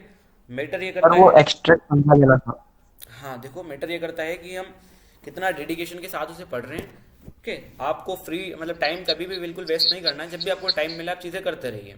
आप मटेरियल से भी ला सकते हैं, मैं ये नहीं कह रहा मटेरियल से नहीं आएंगे, लेकिन डेडिकेशन ज़्यादा मैटर करेगा वहाँ पर। आप पूरे डेडिकेशन के साथ पूरे मटेरियल को समझ के पढ़ लोगे तो आप 95 तक ला सकते हो, बहुत आसानी से ला सकते हो, ठीक है। सर डुअल डाइट आज ही पढ़ाएंगे या बाद में? क्या डुअल डाइट अभी पढ़ाएंगे अब कल की क्लास में? देखो, डूएस डायरेक्टेड और जो मैंने बताया ना, वो सारे के सारे ग्रामर के अंदर ही आते हैं 10 मार्क्स, तो उनको भी अपन करा देंगे, डोंट वरी। अभी मैं आ चुका हूँ फ्लेमिंगो के ऊपर, फ्लेमिंगो के प्रो सेक्शन के ऊपर। पहला चैप्टर है अपने पास द लास्ट लेसन। किसी को पता है क्या है द लास्ट लेसन में? एनीवन? सर जो फ्रांस रहता है, सर, जो 2 मिनट सर जो फ्रांस, एक काम करो, हैंड रेस करो जिसको भी पता है। हैंड रेस करेंगे। प्रांजल को पता है, मोहित पाटीदार को पता है, राहुल सिंह को पता है, अनुभव को भी पता है, देवांशु कुशवाहा को पता है। अभी तक एक काम करो, प्रेमचंद आप माइक ऑन कीजिए। प्रेमचंद आप माइक ऑन कीजिए। चलो ठीक है, अंकुश, अंकुश आप माइक ऑन कर सकते हैं। सर वो उसमें फ्रेंच देखिए ऐसे मुझे एक्सप्लेन नहीं करना है। मान लीजिए आप खुद ही यहाँ पर टीचर हैं और आपको स्टूडेंट्स को बताना है पूरी स्टोरी अपने द लास्ट लेसन के बारे में। ओके, तो कैसे होगा वो बताइए। इससे पता है फायदा क्या होगा? इससे फायदा ये होगा कि आपके तो पूरे के पूरी जो भी कंसेप्ट है चैप्टर की जितनी भी स्टोरी है वो पूरी की पूरी क्लियर हो जाएगी। इससे रिलेटेड कोई सा भी क्वेश्चन पूछ लेंगे आप इजीली आंसर कर पाओगे, और बच्चों को भी बच्चों की भाषा ज़्यादा समझ में आती है। ठीक है, तो बताओ अंकुश महाजन। सर मैंने शॉर्टकट में पढ़ा है सर उसको। हाँ हाँ, शॉर्टकट में बता दो, नो प्रॉब्लम। सर मैं बताऊं? बताओ बताओ। जर और आपकी आवाज देखो रही है। जी चलो कोई प्रांजल दूसरा आप बोल बताओ। देगा सर। हाँ सर जो लास्ट लेसन में सर ये कहा गया है कि सर जर्मनी और फ्रांस के बीच में सर वर्ल्ड वॉर जब सेकेंड चल रहा होता है तो सर उसमें सर रशियन जीत जाते हैं सर, तो उस वजह रशियन से नहीं, रशियन एल्सेस और बोरेन। रशियन नहीं है वो, प्रशियन है, प्रशियन। हाँ हाँ सर रशियन जीत जाते हैं। ठीक है, तो तो वो उसमें एल्सेस हाँ हाँ बोलो। तो सर उसमें एल्सेस और बोरेंस नाम के जो जगह होती है फ्रांस में उसको कैप्चर कर लेते हैं सर।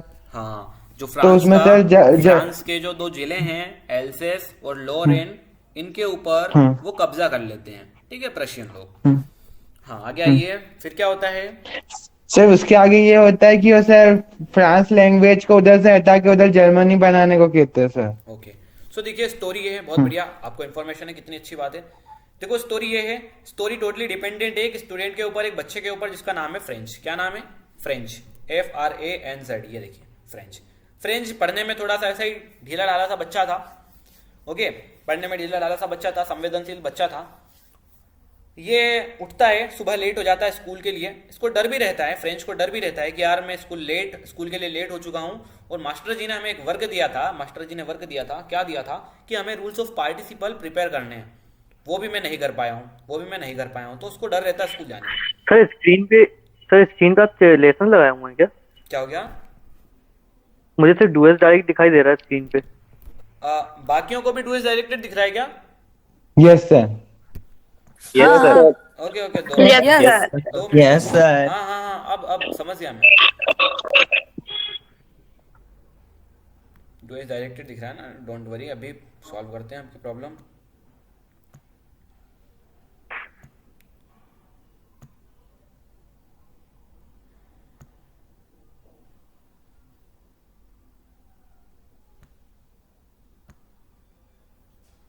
अब दिख रहा है? नहीं। अरे यस सर। दिखने लगा। Yes sir. Yes sir. So अब हम आ चुके हैं फ्लेमिंगो के प्रो सेक्शन के ऊपर। जो फ्रेंच रहता है, जो बच्चा जो रहता है, वो डरा हुआ रहता है स्कूल जाने के लिए, क्योंकि पहले ही वो लेट हो चुका है। इसके साथ ही साथ देखो अपन बहुत जल्दी इसको कंप्लीट करेंगे, ज़्यादा टाइम नहीं लेंगे, शॉर्ट में अपन पूरी इसकी स्टोरी समझेंगे। लेट हो जाता है वो स्कूल के लिए लेट होता है। वो स्कूल जब जाने के लिए निकलता है तो उसके पास दो ऑप्शन रहते हैं कि यार एक तो मैं स्कूल चला जाऊं, जिससे उसको पहले ही डर लग रहा था। इसके अलावा एक ऑप्शन ये रहता है कि यार मैं तो मस्त आज बाहर ही घूमूं, चिल करूं, बिकॉज आज मौसम भी बड़ा सुहाना है, यही मजे करूंगा। ठीक है, फिर वो क्या करता है, थोड़ा कंट्रोल करता है कि नहीं यार घूमना नहीं है, बिल्कुल अपने को स्कूल जाना है सभी बच्चे की तरह। तो फिर वो स्कूल जाने का डिसीजन लेता है, स्कूल की ओर निकलता है। फिर क्या होता है यार, इन्हीं के शहर में एक जगह पर एक नोटिस बोर्ड लगा हुआ होता है।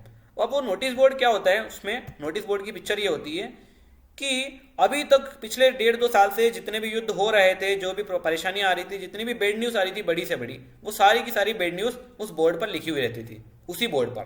ठीक है, तो यहाँ पर फ्रेंच उस दिन डर जाता है कि यार भाई अभी क्या हो गया, पहले इतनी परेशानियां चल रही हैं अपने राष्ट्र अपने देश में, और अब वापस से यहाँ पर इतनी भीड़ लगी हुई है इस नोटिस बोर्ड के आगे, और उस नोटिस बोर्ड पर सिर्फ और सिर्फ बेड न्यूज चलती हुई आ रही थी, जैसे कि युद्ध हारना और बड़ी बड़ी प्रॉब्लम्स आना, वो सभी वहीं पर आती थी।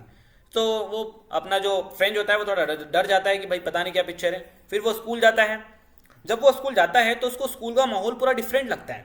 देखो यार, जब अपन बेसिकली स्कूल जाते हैं तब क्या होता है, बच्चे चिल्लाते हैं, ओ एनीवन, पूरे भयंकर मोहल्ले के बाहर तक आवाज जाती है, पूरे एरिया के बाहर तक आवाज जाती है, बच्चे रिपीट करते हैं चीज़ों को, और बेंच की आवाज़ आती है, कोई इधर बेंच खींच रहा है, कोई उधर बेंच खींच रहा है, कभी कभी मास्टर जी बेंच पे दे मारते हैं लाठी की, ठीक है, उसका साउंड अलग आता है। लेकिन ऐसा उस दिन कुछ भी नहीं हो रहा था, ऐसा उस दिन कुछ भी नहीं हो रहा था। ये देखकर अपना जो फ्रेंड है वो शौक हो जाता है, यार ऐसा क्या हो रखा है आज। फिर उसे पता चलता है कि नोटिस बोर्ड पर यह लिखा हुआ है, नोटिस बोर्ड पर एक आदेश आया है बर्लिन से। बर्लिन क्या है? बर्लिन है जर्मनी की कैपिटल। अब आप पूछोगे यार प्रशियन ने उसके ऊपर कंट्रोल किया था, कब्जा किया था एल्सेस और लोरेन के ऊपर, तो यहाँ पर बर्लिन का क्या रोल है? जी हाँ, ये दोनों के दोनों वहाँ पर उस टाइम पर मिले हुए थे, जर्मनी और जो प्रशिया है, दोनों के दोनों उस टाइम मिले हुए थे। ओके, सो उन्होंने इसके ऊपर कब्जा कर लिया था और उन्होंने कहा कि भैया एल्सेस और लोरेन में अब फ्रेंच भाषा बिल्कुल भी नहीं पढ़ाई जाएगी, सिर्फ और सिर्फ जर्मन ही पढ़ाई जाएगी, सिर्फ और सिर्फ जर्मन भाषा ही पढ़ाई जाएगी। ये उन्होंने वहाँ पर ऑर्डर दे दिया था।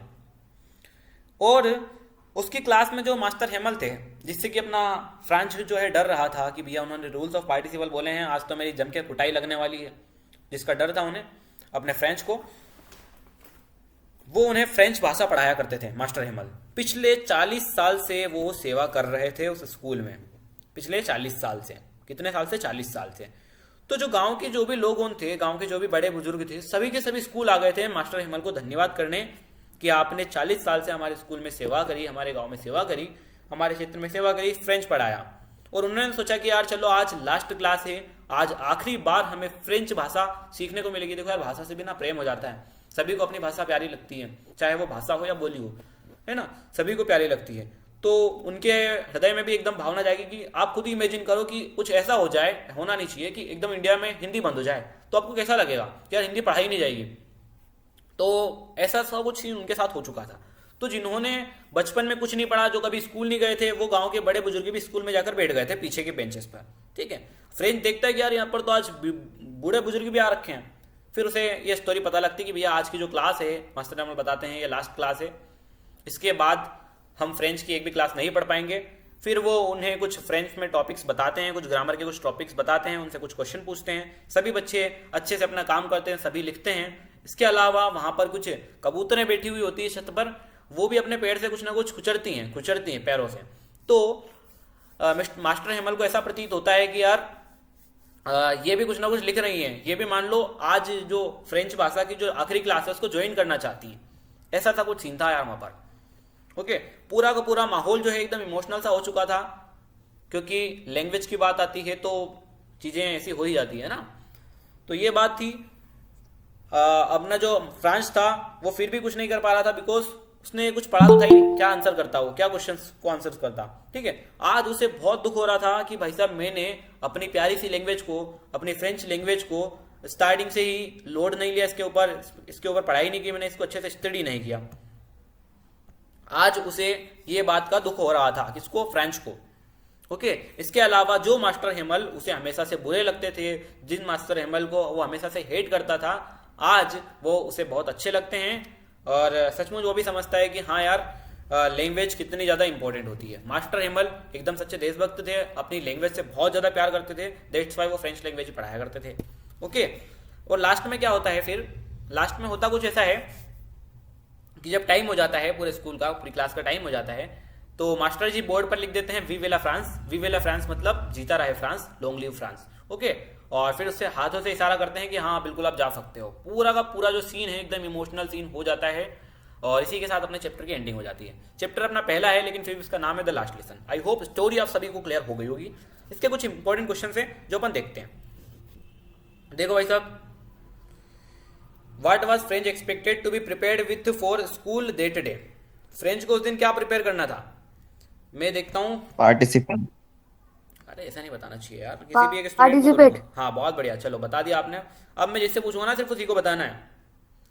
देखो दूसरा क्वेश्चन है अपने पास, What changes did the order from Berlin cause in school that day? भाई साहब, बर्लिन से जब आदेश आया तो उसकी वजह से क्या क्या चेंजेस हमको स्कूल में देखने को मिले वो आपको बताना है। तो कौन बताएगा? ये हैंड रेस करो, कौन बताना चाहेगा? ओके, देवांशु कुछ आप बता दीजिए, क्या चेंज आए? सर वहाँ क्या कहते हैं, लैंग्वेजेस चेंज हो जाएंगी, आज आखिरी दिन है। नहीं, और ऑर्डर आया उसकी वजह से चेंजेस क्या क्या है? सर मैं जो बताऊं? सर जो वो जो क्लासेस रहती थी वो वहाँ हल्ला होता था, हम्म। तो उस दिन बहुत शांति थी, संडे संडे जैसी मॉर्निंग थी। हाँ, बहुत बढ़िया। और जो गांव के विलेजर्स थे वो पीछे बैक बेंच में बैठे थे। ओके, और एम एम एल नए कपड़े पहन के आए थे, जो कि वो स्पेशल पेरेंट्स ओकेशंस पर ही मीटिंग में पहना पहन करते के थे। आते थे। ठीक है। हाँ। हाँ, तो बहुत सिंपल सा है। यहाँ पर पूछा गया कि भैया बर्लिन से जो ऑर्डर आया उसकी वजह से क्या क्या चेंजेस स्कूल में हुए। तो चेंजेस देखो, जो मास्टर हेमल थे वो उन्होंने ब्यूटीफुल सा ग्रीन कोट पहना था और फ्रिल्ड शर्ट थी, साथ ही साथ लिटिल ब्लैक सिल्क कैप भी थी। एकदम सजे धजे से थे हमारे मास्टर हेमल। भाई साहब, माइक माइक ऑफ कर लीजिए, माइक ऑफ कर लीजिए। ठीक है। हाँ हाँ, सबकी बारी आएगी। निशु, आपकी भी बारी आएगी, डोंट वरी। आप हैंडल्स करें ना, डोंट वरी, आगे आने वाली है, सभी की बारी आएगी। देखो, मास्टर हेमल ने ब्यूटीफुल ग्रीन कोट पहन रखा था, फ्रिल शर्ट थी, इसके अलावा ब्लैक सिल्क कैप थी। ठीक है। और यहाँ पर बताया जा रहा है कि पूरा का पूरा जो स्कूल है वो एकदम स्ट्रेंज था, अजीब सा, अजनबी सा लग रहा था कि भाई पूरा का पूरा डिफरेंट है, संडे मॉर्निंग जैसा हाल हो रखा है। संडे को कितनी शांति होती है स्कूल में, एकदम वैसे ही माहौल बन रखा है। नंबर फर्स्ट ही दिख रहा है। क्या दिख रहा है आपको, बोलिए। क्वेश्चन में फर्स्ट दिख रहा है ये। सेकंड क्वेश्चन नहीं दिख रहा सर। फर्स्ट और सेकंड दिख रहा है। सेकंड क्वेश्चन आपको दिख रहा होगा, what changes with the order from Berlin post in school day to day. हाँ दिख रहा है सर, दिख रहा सर है। हाँ, दिख रहा है एम्ब्रॉयडर्ड सर। का मतलब क्या है सर? देखो, एम्ब्रॉयडर्ड का मीनिंग जो है उसको अपन समझ सकते हैं कि कपड़े से रिलेटेड ही होता है यार। जो कपड़े जो हैं जो अपन पहनते हैं पूरे सज धज जाते हैं, पूरे डेकोरेट हो जाते हैं, उसी को अपन एम्ब्रॉयडर भी कहते हैं। ठीक है। ओके। अब देखो, what had been put up on the bulletin board. Bulletin board पर क्या लिखा हुआ था। हाँ, अब निशु आप अपना माइक ऑन कर सकते हैं और बताइए क्या लिखा हुआ था।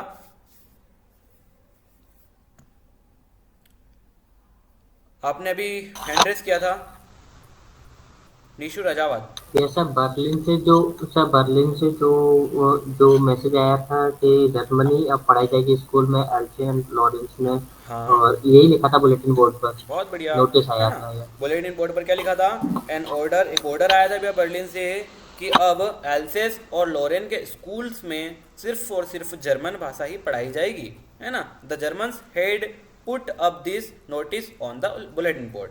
जो जर्मनी की जो सरकार वगैरह थी, जो भी वहाँ के थे लोगों जिन्होंने कब्जा किया था, उन्होंने ये नोटिस पर लिख रखा था।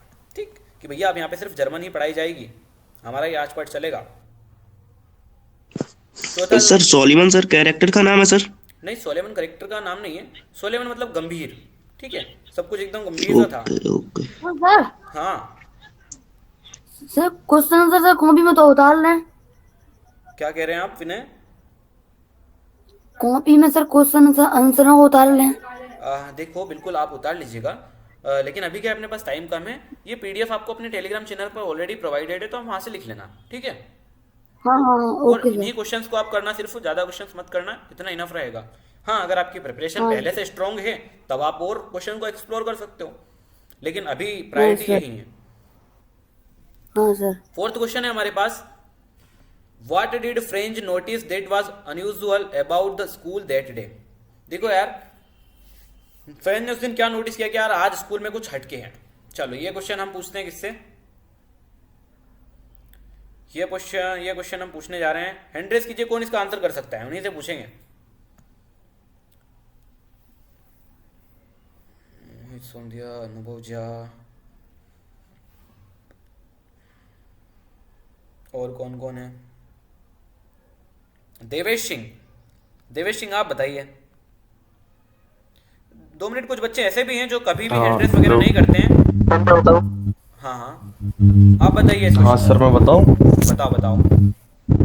हाँ तो सर, इसमें क्या था कि जो न्यूज मिला था, बुलेटिन बोर्ड पे जो न्यूज फ्रांस ने देखा था, उसको देखकर जब वो स्कूल गया था, हाँ तो यूजुअली बहुत क्राउडेड रहता था क्लासरूम, हाँ और चहल पहल होती थी, शोर वोर भी मचता रहता था। बट उस दिन बहुत क्वाइट था क्लासरूम, और वो शॉक था, तो उसने थोड़ा हल्का सा पीक करके देखा था, तो जहाँ पर एम हेमल जो उसके टीचर थे, जो लैंग्वेज वो स्टडी करते उसके, तो वो बहुत वेल ड्रेस थे और सभी क्लासरूम में जो स्टूडेंट थे वो अच्छे से अपने बैठे हुए थे शांति से, और जो उस जगह के बुजुर्ग लोग थे वो भी उधर पे बैठे हुए थे, और जो सर का लेक्चर है वो पढ़ रहे थे जो वो पढ़ा रहे थे। Okay, very good. बस यही चीजें, इतना सही अपना चैप्टर है।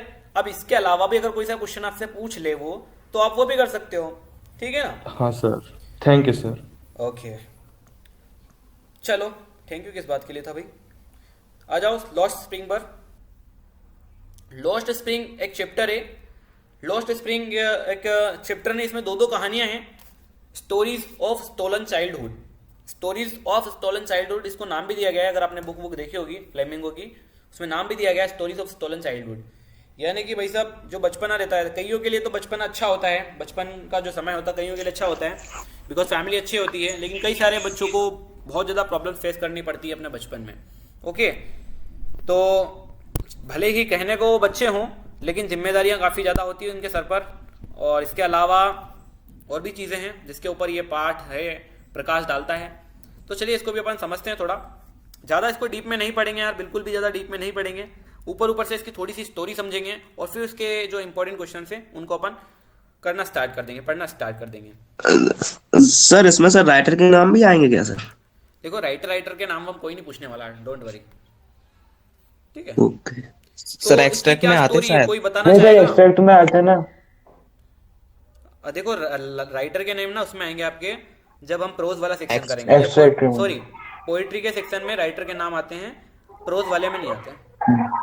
Okay sir. ओके, चलो, तो किसको पता है इस चैप्टर की स्टोरी, बताएंगे कोई? सर मैं बताऊं? 2 मिनट मेरे को देखना तो। नाम कौन बोल रहा था? अनुभव झा। Yes sir. ओके, आप बताइए क्या है इस चैप्टर की स्टोरी?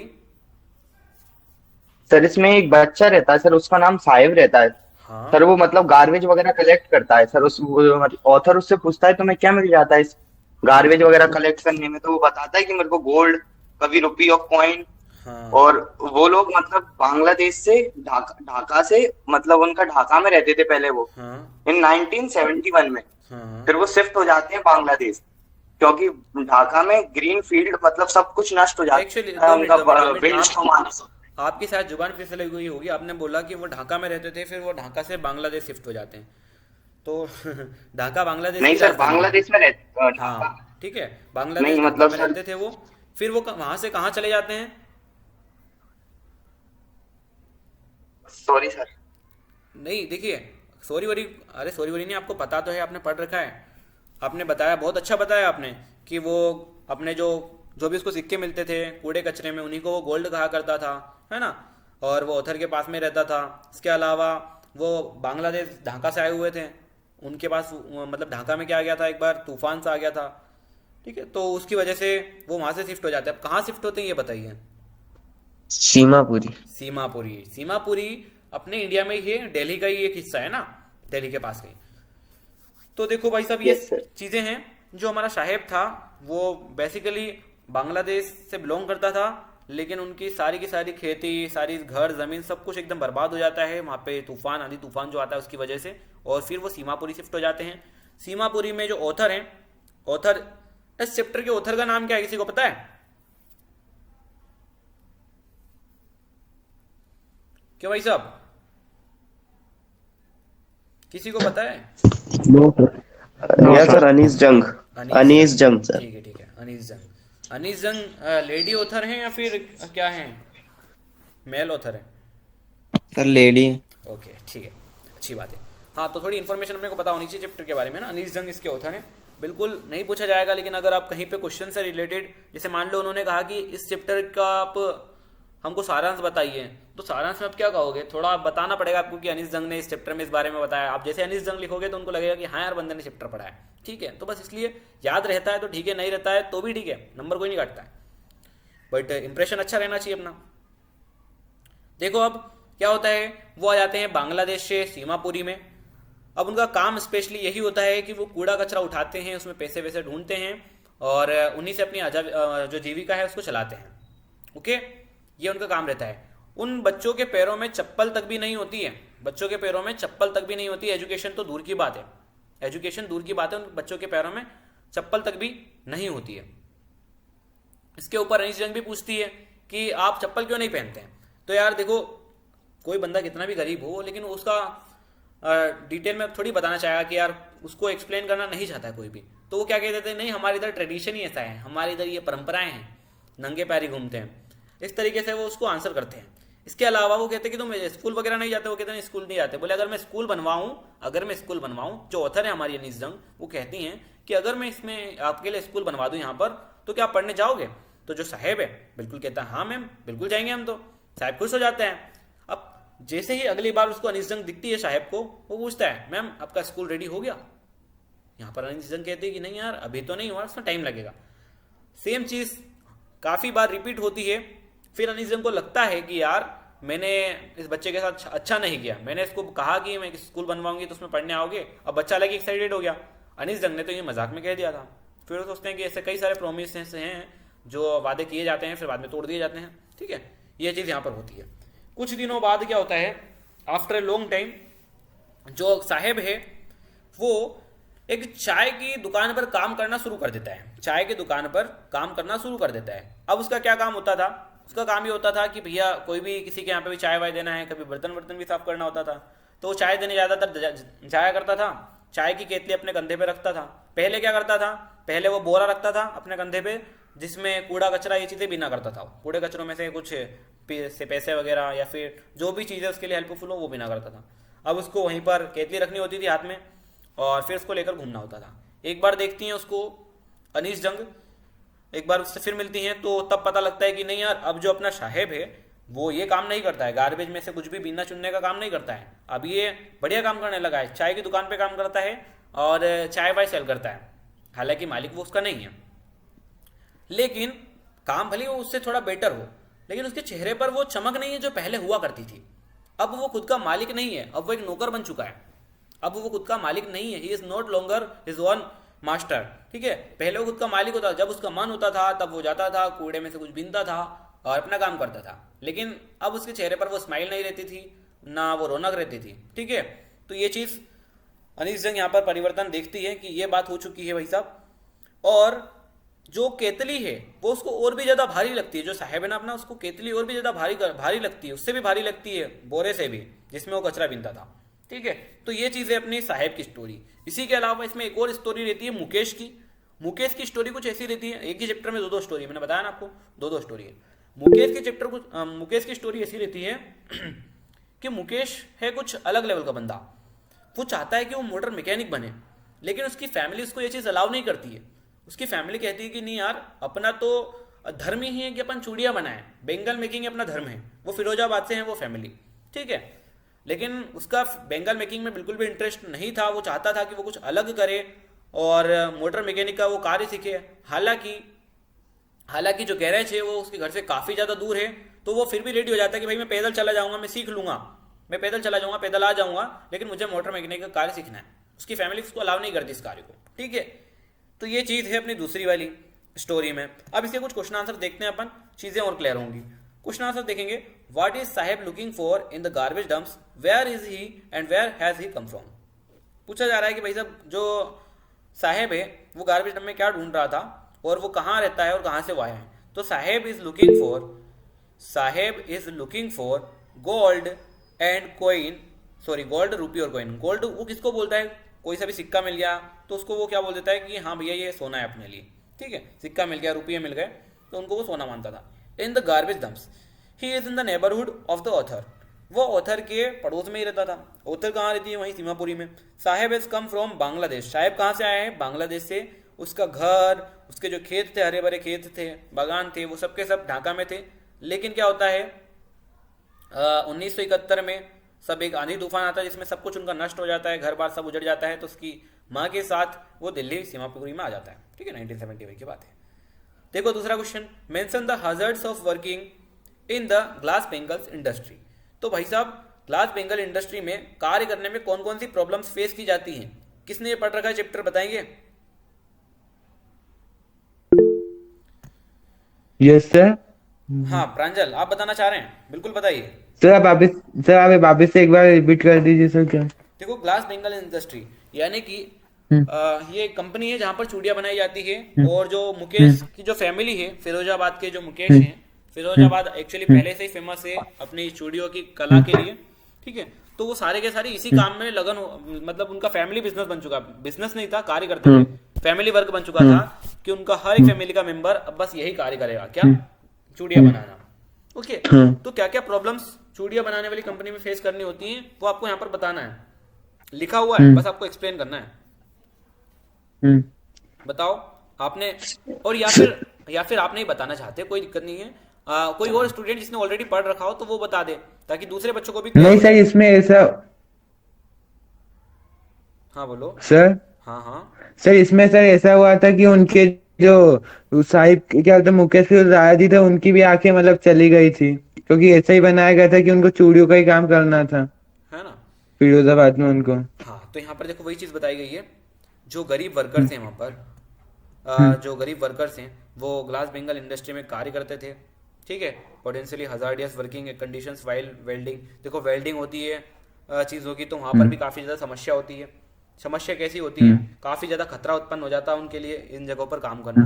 ठीक है, फर्नेसेस जो भट्टियाँ होती है उनका जो टेम्परेचर होता है काफ़ी ज़्यादा हाई होता है, तो इस वजह से प्रॉपर वेंटिलेशन नहीं हो पाता है। वेंटिलेशन मतलब ठीक से सांस वास नहीं ले पाते हैं वो। सर क्वेश्चन एक्सप्लेन कर रहे हैं, वो शो नहीं हो रहा है स्क्रीन पर। क्वेश्चन नहीं दिख रहा है क्या आपको? सर को पिन नो करो। सर, दिख रहा है सर। सर दिख रहा है, सर दिख रहा है। दिख रहा है सर। दिख रहा सर है? को पिन कर लो। ठीक है, हाँ सर दिख रहा है। Okay okay. हाँ, सो देखिए ये है अपने पास क्वेश्चन सेकंड में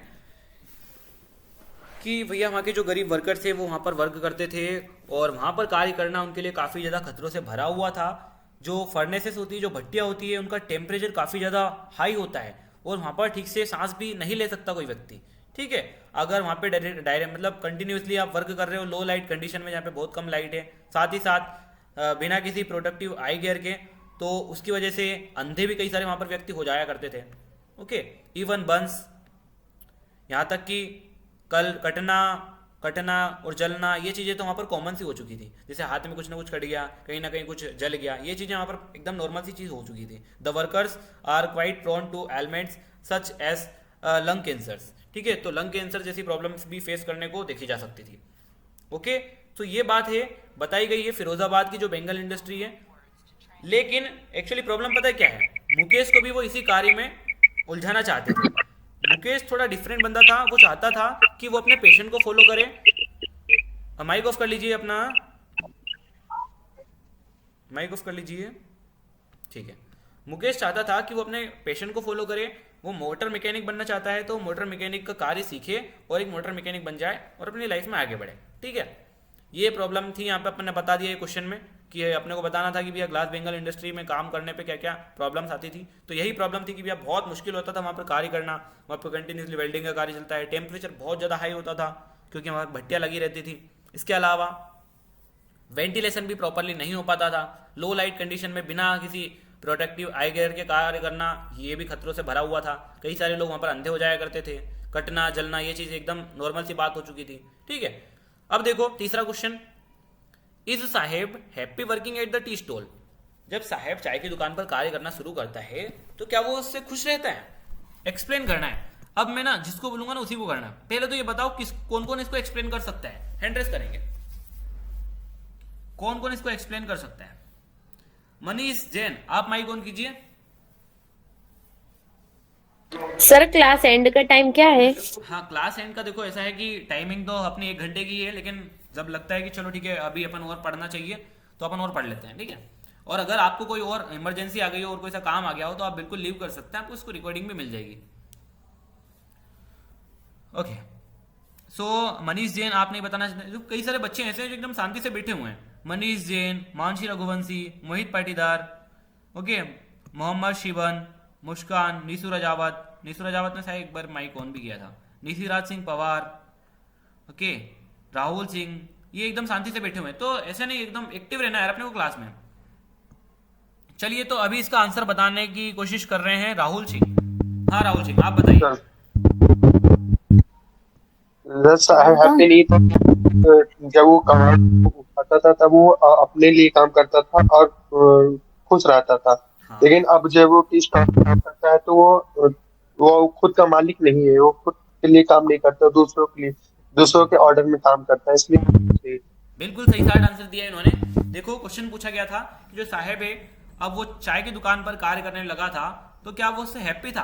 पहले वो क्या करता था, गार्बेज में से उठाता था, कूड़े कचरे में से अपनी काम की चीजें उठाता था, कूड़े बिनने यही काम करता था, ठीक है। लेकिन अब वो उसने काम ज्वाइन कर लिया था, एक चाय की दुकान पर कार्य करना स्टार्ट कर दिया था।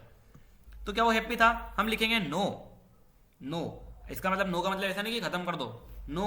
अब रीजन भी देना है क्यों नहीं था। Saheb is not happy working in the tea stall, tea stall पर कार्य करने से साहेब हैप्पी नहीं था। माइक ऑफ कर लीजिए, अभी माइक ऑफ कर लीजिए, क्वेश्चन हो जाएगा तब आपका डाउट भी ले लेंगे।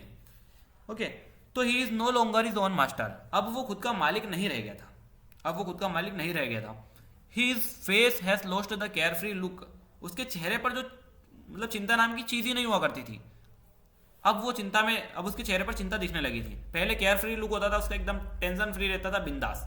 अब वैसा सा नहीं है वो। ओके, द स्टील कैनिस्टर, जो स्टील की जो केतली है उसके पास चाय वाली, वो काफी ज्यादा उसको हैवी लगती है उस प्लास्टिक बैग से, उस प्लास्टिक बैग से जिसमें वो कूड़ा बीनने का कार्य करता था, ठीक है। The bag was is okay, the canister belongs to the man who owns the tea shop. यहां पर बताया गया है कि जो बैग था भैया जिसमें वो कचरा बीनता था, वो उसका खुद का था। The bag was his on, but यहां पे देखो जो कनिस्टर है, जो केतली है चाय की, वो उसकी है, जो कि अपने चाय की दुकान का मालिक है। तो भाई साहब अब वो खुद का मालिक नहीं रह गया था, अब वो दूसरे के अंडर में कार्य करने लगा था, तो इससे वो हैप्पी नहीं था। ओके, तो ये इसका आंसर हो जाएगा। चौथा देखो, ये हमने मुकेश वाली स्टोरी से क्वेश्चन ले रखा है कि जो मुकेश का एटीट्यूड है, जो रवैया है, जो भी उसका माइंडसेट है, वो उसकी फैमिली से डिफरेंट कैसे है। तो भैया मुकेश की जो ग्रैंड मदर है, मुकेश की जो ग्रैंड मदर है, जो उसकी दादी माँ है, वो सोचती हैं कि हमको भगवान ने ही ये दे रखा है, भगवान ने ये कार्य दे रखा है, अब हमको ये कार्य नहीं छोड़ना चाहिए, ठीक है, इस परंपरा को नहीं तोड़ना चाहिए। ओके, हम तोड़ ही नहीं सकते, यहाँ पे लिखा है कैन नेवर बी ब्रोकन, तोड़ ही नहीं सकते। Her son and grandsons are born in the caste of bangle makers, ठीक है, उसके बच्चे जो हैं, साथ ही साथ उसके जो पोते पोती हैं, वो उस कास्ट में जन्म लिया है उन्होंने, जो कि बेंगल मेकिंग का कार्य करते हैं। Okay, they have seen nothing but bangles, उन्होंने लाइफ में कुछ नहीं देखा, सिर्फ और सिर्फ बेंगल ही उनके लिए सब कुछ है, चूड़ियां बनाने उनके लिए सब कुछ है। Mukesh father has taught them that what he knows the art of making bangles, but Mukesh wants to be a motor mechanic. He will go to a garage and learn though the garage is far away from his home. यहाँ पर बताया जा रहा है कि मुकेश के जो father हैं, उन्होंने सब कुछ बता दिया, सब कुछ टीच कर दिया कि कैसे हम ब्यूटीफुल जो बेंगल से चूड़ियां हैं बना सकते हैं, ये आर्ट को भी उसको बता दिया था। लेकिन but Mukesh wants to be a motor mechanic, Mukesh motor mechanic ही बनना चाहता था। He will go to garage, वो गैरेज जाएगा एंड लर्न करेगा अपने मोटर मैकेनिक बनने के कार्य को। ओके, तो द गैरेज, हालांकि जो गैरेज जो है वो उसके घर से काफी ज्यादा दूर है, फिर भी वो जाएगा और सीखेगा, ये उसका एटीट्यूड था। अब उसकी फैमिली का क्या था कि भैया अपने को बस यही काम करना है, और वो चाहता था कि मैं डिफरेंट करूंगा। पांचवा क्वेश्चन यहां पर आ चुका है, why should child labour be eliminated and how. यहां पर क्वेश्चन आ चुका है चाइल्ड लेबर को लेकर। तो चाइल्ड लेबर को लेकर आप अपनी ओर से भी क्वेश्चन का आंसर कर सकते हैं। इसके अलावा आप इस चैप्टर का रेफरेंस लेंगे, तो चैप्टर का रेफरेंस लेना है, और चैप्टर के रेफरेंस के साथ साथ आप अपनी ओर से भी अगर कुछ लिखना चाहें तो वो भी आप बिल्कुल लिख सकते हैं। Okay, no problem. अब बताओ इसका आंसर कौन करना चाहेगा। अब कोई मेरे को अलग स्टूडेंट चाहिए यार, ये नाम नहीं होने चाहिए। जैसे अभी तक अनुभव जा हैंड रेस कर रहे थे, ठीक है, और मतलब वही बच्चे बार बार आ रहे थे, कोई महेश सोंदिया, प्रांजल, देवेश, ठीक है, आप ही बता दीजिए।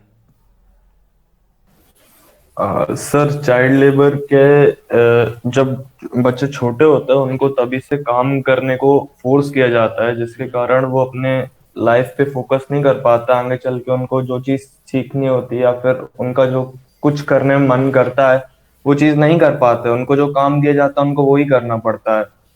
हाँ ठीक है, सही है, बिल्कुल सही बताया आपने। अब यहाँ पर क्वेश्चन पूछा है, मैं बता रहा हूँ बहुत ज़्यादा इंपॉर्टेंट ये क्वेश्चन है, लास्ट ईयर भी आया था, अभी भी इसके आने के बहुत ज़्यादा चांसेस हैं कि भैया जो चाइल्ड लेबर है, जो बाल श्रम है, उसको कैसे हटाया जा सकता है और क्यों हटाया जाना चाहिए। तो देखो कि जो सरकार है, government is pass the law to stop child labour, सरकार ने ऐसे नियम बना दिए हैं जिससे कि चाइल्ड लेबर को स्टॉप किया जा सके, बंद किया जा सके। लेकिन it is banned throughout the country. Child labour जो है पूरे देश में बेन्ड है, बेन्ड, लेकिन फिर भी but no one is serious about it. कोई भी इसको लेकर गंभीर नहीं है। आप आज भी देख सकते हो, आपके आइट साइड ही देखोगे तो बाल श्रम आज भी चलता है। इवन जो गवर्नमेंट वर्क्स होते हैं, जैसे मान लीजिए किसी सरकारी बिल्डिंग का कार्य चल रहा है, तो वहां पर भी आपको कार्य करते हुए दिख जाएंगे बच्चे, 12-12, 13-13 साल के बच्चे। ठीक है, माइक ऑफ कर लीजिए बाबा। हाँ, माइक ऑफ कर लो। ठीक, चलो तो आ जाते हैं अपन। यहाँ पर बताया गया है but no one is serious about it. कोई भी इसको लेकर सीरियस नहीं है। हम देखते हैं एवरीवेयर एज डोमेस्टिक सर्वेंट्स इन ढाबा। ढाबा में कार्य करते हैं कई सारे बच्चे हैं जो हैं। In bangles and crackers industries we see small children working. देखते हैं भैया चूड़ियों की जो फैक्ट्रीज वगैरह होती हैं, पटाखों की जो फैक्ट्रीज होती हैं, वहाँ पर छोटे छोटे बच्चे कार्य कर रहे होते हैं। ओके, ये चीज़ हम देखते हैं। These childrens belong to poor family. ये जो बच्चे होते हैं गरीब परिवार से बिलोंग करते हैं। They are forced to work to survive. उनको फोर्स किया जाता है ये वर्क करने के लिए, ताकि वो जी सकें, खा पी सकें। ठीक है, ये चीज़ है। Their childhood is stolen. उनका जो बचपन है वो कंप्लीटली चुरा लिया जाता है। ओके, जहां अपन देखते हैं यार बचपन में एक तरफ मजे करते हैं, कोई अपने पेरेंट्स से क्या चीज़ उम्मीद करता है, कोई साइकिल बुलवाता है, कोई क्या बुलवाता है, और वहीं उनको कार्य करना होता है, काम करना होता है जीने के लिए, है ना, 2 वक्त की रोटी के लिए। तो ये चीज़ यहाँ पर बताई गई है। उनका जो बचपन है वो चुरा लिया जाता है, उनसे छीन लिया जाता है। उनमें से देखो most of them are undernourished and uneducated. अब कई सारे उनमें से अंडर नरिश्ड रह जाते हैं, यानी कि कुपोषित रह जाते हैं, इसके अलावा अशिक्षित रह जाते हैं, पढ़ नहीं पाते हैं। Child labour can be eliminated only through the joint efforts of NGO, government agencies and political leaders. Child labour को अगर खत्म करना है, अपने को बाल श्रम को खत्म करना है, तो जो भी अपने एक्टेड जो भी एनजीओ हैं, साथ ही साथ जो सरकारी एजेंसीज हैं और जो राजनेता वगैरह हैं, अगर ये सब मिलकर एफर्ट्स लगाएं तो ये चाइल्ड लेबर की जो प्रॉब्लम है इसको बहुत जल्द सॉल्व किया जा सकता है। Only passing of law does not help. देखो, सिर्फ लॉ पास करने से कुछ नहीं होता। Law should be enacted faithfully. जो नियम है उसको लागू करने से तो कुछ नहीं होता, साथ ही साथ ग्राउंड पर भी दिखना चाहिए कि हाँ भाई बिल्कुल ये चीज़ें बंद हो चुकी है। ओके, सीरियसनेस होनी चाहिए उस चीज़ को लेकर। These children should be rehabilitated and given proper food, clothes and education. Their feelings and thoughts should be understood and respected. They should also enjoy their life. यहाँ पर बताया जा रहा है भाई साहब कि उन्हें भी अधिकार है यार, कि उन्हें भी प्रॉपर फूड मिले, खाना मिले, एजुकेशन मिले, साथ ही साथ उनकी क्या विचारधाराएं हैं, क्या उनके थॉट्स हैं, उन चीज़ों को समझा जाए, उनका सम्मान किया जाए, साथ ही साथ उनको भी एक अच्छा जीवन जीने का मौका मिले और उनको लाइफ एंजॉय करने का मौका मिले। ये चीज़ यहाँ पर बताई गई है। ओके, सो ये हैं। अब इसके बाद देखो 6th और 7th क्वेश्चंस जो हैं, 6th और 7th क्वेश्चन जो हैं इनको आप स्वयं कर लीजिएगा, बिकॉज टाइम अब काफ़ी ज़्यादा हो चुका है। सो फिलहाल के लिए अपन इतना ही रखेंगे। कल जब अपन इंग्लिश की क्लास करेंगे तो उसमें फ्लेमिंग को अपन पूरी कवर कर लेंगे। ठीक है? Hello sir. हाँ विनय। Hello sir. हाँ विनय बोलो। हेलो। बोलो। क्या सर 8 बजे सर क्लास से 8 बजे सर क्लास सर लगेगी सर? हाँ देखो, 8 बजे की जो क्लास है उसका अभी मैं कुछ कंफर्म कह नहीं सकता हूँ। मे भी कुछ प्रॉब्लम आ सकती है, बिकॉज दिख रही है, मैं भी आपको प्रॉब्लम नहीं बता सकता। ठीक है, सो अगर क्लासेस होगी तो मैं आपको 7 बजे तक इन्फॉर्म कर दूंगा, 7:30 बजे तक इन्फॉर्म कर दूंगा। नहीं तो आप स्वयं की जो भी आपका मटेरियल है उसको फॉलो कीजिएगा, उसको पढ़िएगा। ठीक है विनय, आपकी आवाज मेरे को ऐसी लगती है एकदम जैसे बच्चा हो कोई 8वीं 9वीं क्लास का। यस सर, मेरे को भी। हाँ वही, इसीलिए मैंने पूछा कहाँ से हो तुम। चलिए कोई बात नहीं, तो हंसी मजाक अपना चलता रहेगा, हंसी मजाक अपना चलता रहेगा। जरूरी नहीं है कि अपन ये 7-8 दिन की क्लास है तो अपन 7-8 दिन तक ही साथ में रहेंगे। ओके, अब बिल्कुल फ्री टू हम कभी भी बातचीत कर पाएंगे एक बार ज्वाइन हो चुके तो। Okay everyone, love you all, पढ़ाई करते रहिए मजे से, ऑल दी बेस्ट। सर इतनी क्वेश्चन करना है क्या? इतनी क्वेश्चन करना है जितने पीडीएफ में? हाँ इतना ही कर लेना। और अगर ये चीजें हो जाए तो आपको फिर दूसरे क्वेश्चंस पर जाना है। प्रायोरिटी यही है अपनी, बिकॉज अपना फिलहाल टारगेट क्या है कि हम 60-70 लेकर आ सकें। ठीक है, बाकी अगर 90-95 लाना है तो उसके लिए आप मुझे पर्सनली कांटेक्ट कीजिएगा। क्या हो गया सर? मैं आपसे एक पर्सनल क्वेश्चन आप मुझे व्हाट्सएप पे पूछ लीजिएगा। ठीक है, हम कॉल पे बात कर लेंगे, ऐसा रहेगा तो, है ना? Sir okay sir, thank you. Okay everyone. Sir आप वो कीवर्ड्स भेजने वाले थे ना किसके कीवर्ड्स? सर? हाँ हाँ सर वो जो लेटर आपने कल करवाया था उसमें आप बोल रहे थे कि कीवर्ड्स का हाईलाइट करके भेज देंगे, तो आप उसमें से कर लेना। हाँ, तो देखो मैंने आपको भेजा तो था सुबह, इंग्लिश सिंपल करके या फिर इजी इंग्लिश करके कुछ भेजा था। उसमें मैंने फॉर्मेट का भी पूरी चीज़ें बता दी थी। इसके अलावा जो लाइनें होती हैं जैसे हेयर बाय दिस इज, वो भी मैंने वहाँ पे बता दिया था, तो उसको आप ओपन करके देख लीजिएगा। और फिर भी अगर कहीं पे कुछ प्रॉब्लम आए तो मुझे बिल्कुल आप व्हाट्सअप कर लीजिएगा, हम प्रॉब्लम सॉल्व कर लेंगे। ठीक है sir quiz quiz quiz quiz sir, बिल्कुल क्विज आज आप रात बोल से रहे आपके हो? क्विज स्टार्ट हो जाएंगे, डोंट वरी। और एक और बात, क्विज आज रात से आपके स्टार्ट हो जाएंगे, रात में क्विज आ जाएंगे, 3-4 क्विज आ जाएंगे।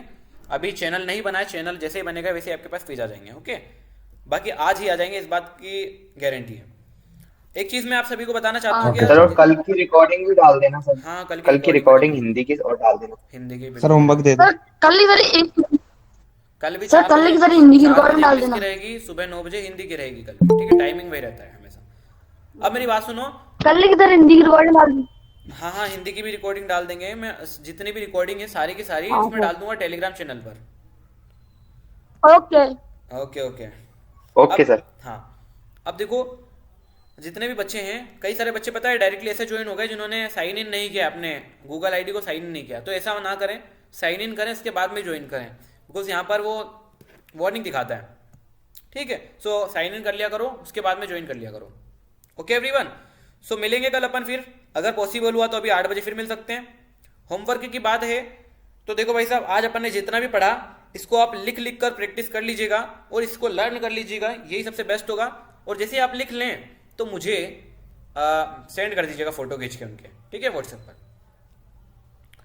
ओके ओके, पता नहीं किस चीज़ का जश्न मनाया जा रहा है, कोई विनय कौरव, जी दुर्गेश सोलंकी, ओके, अपने अपने रिएक्शंस दे रहे हैं। ओके एवरीवन, सो लेते हैं आपसे विदा। ठीक है, बाय बाय।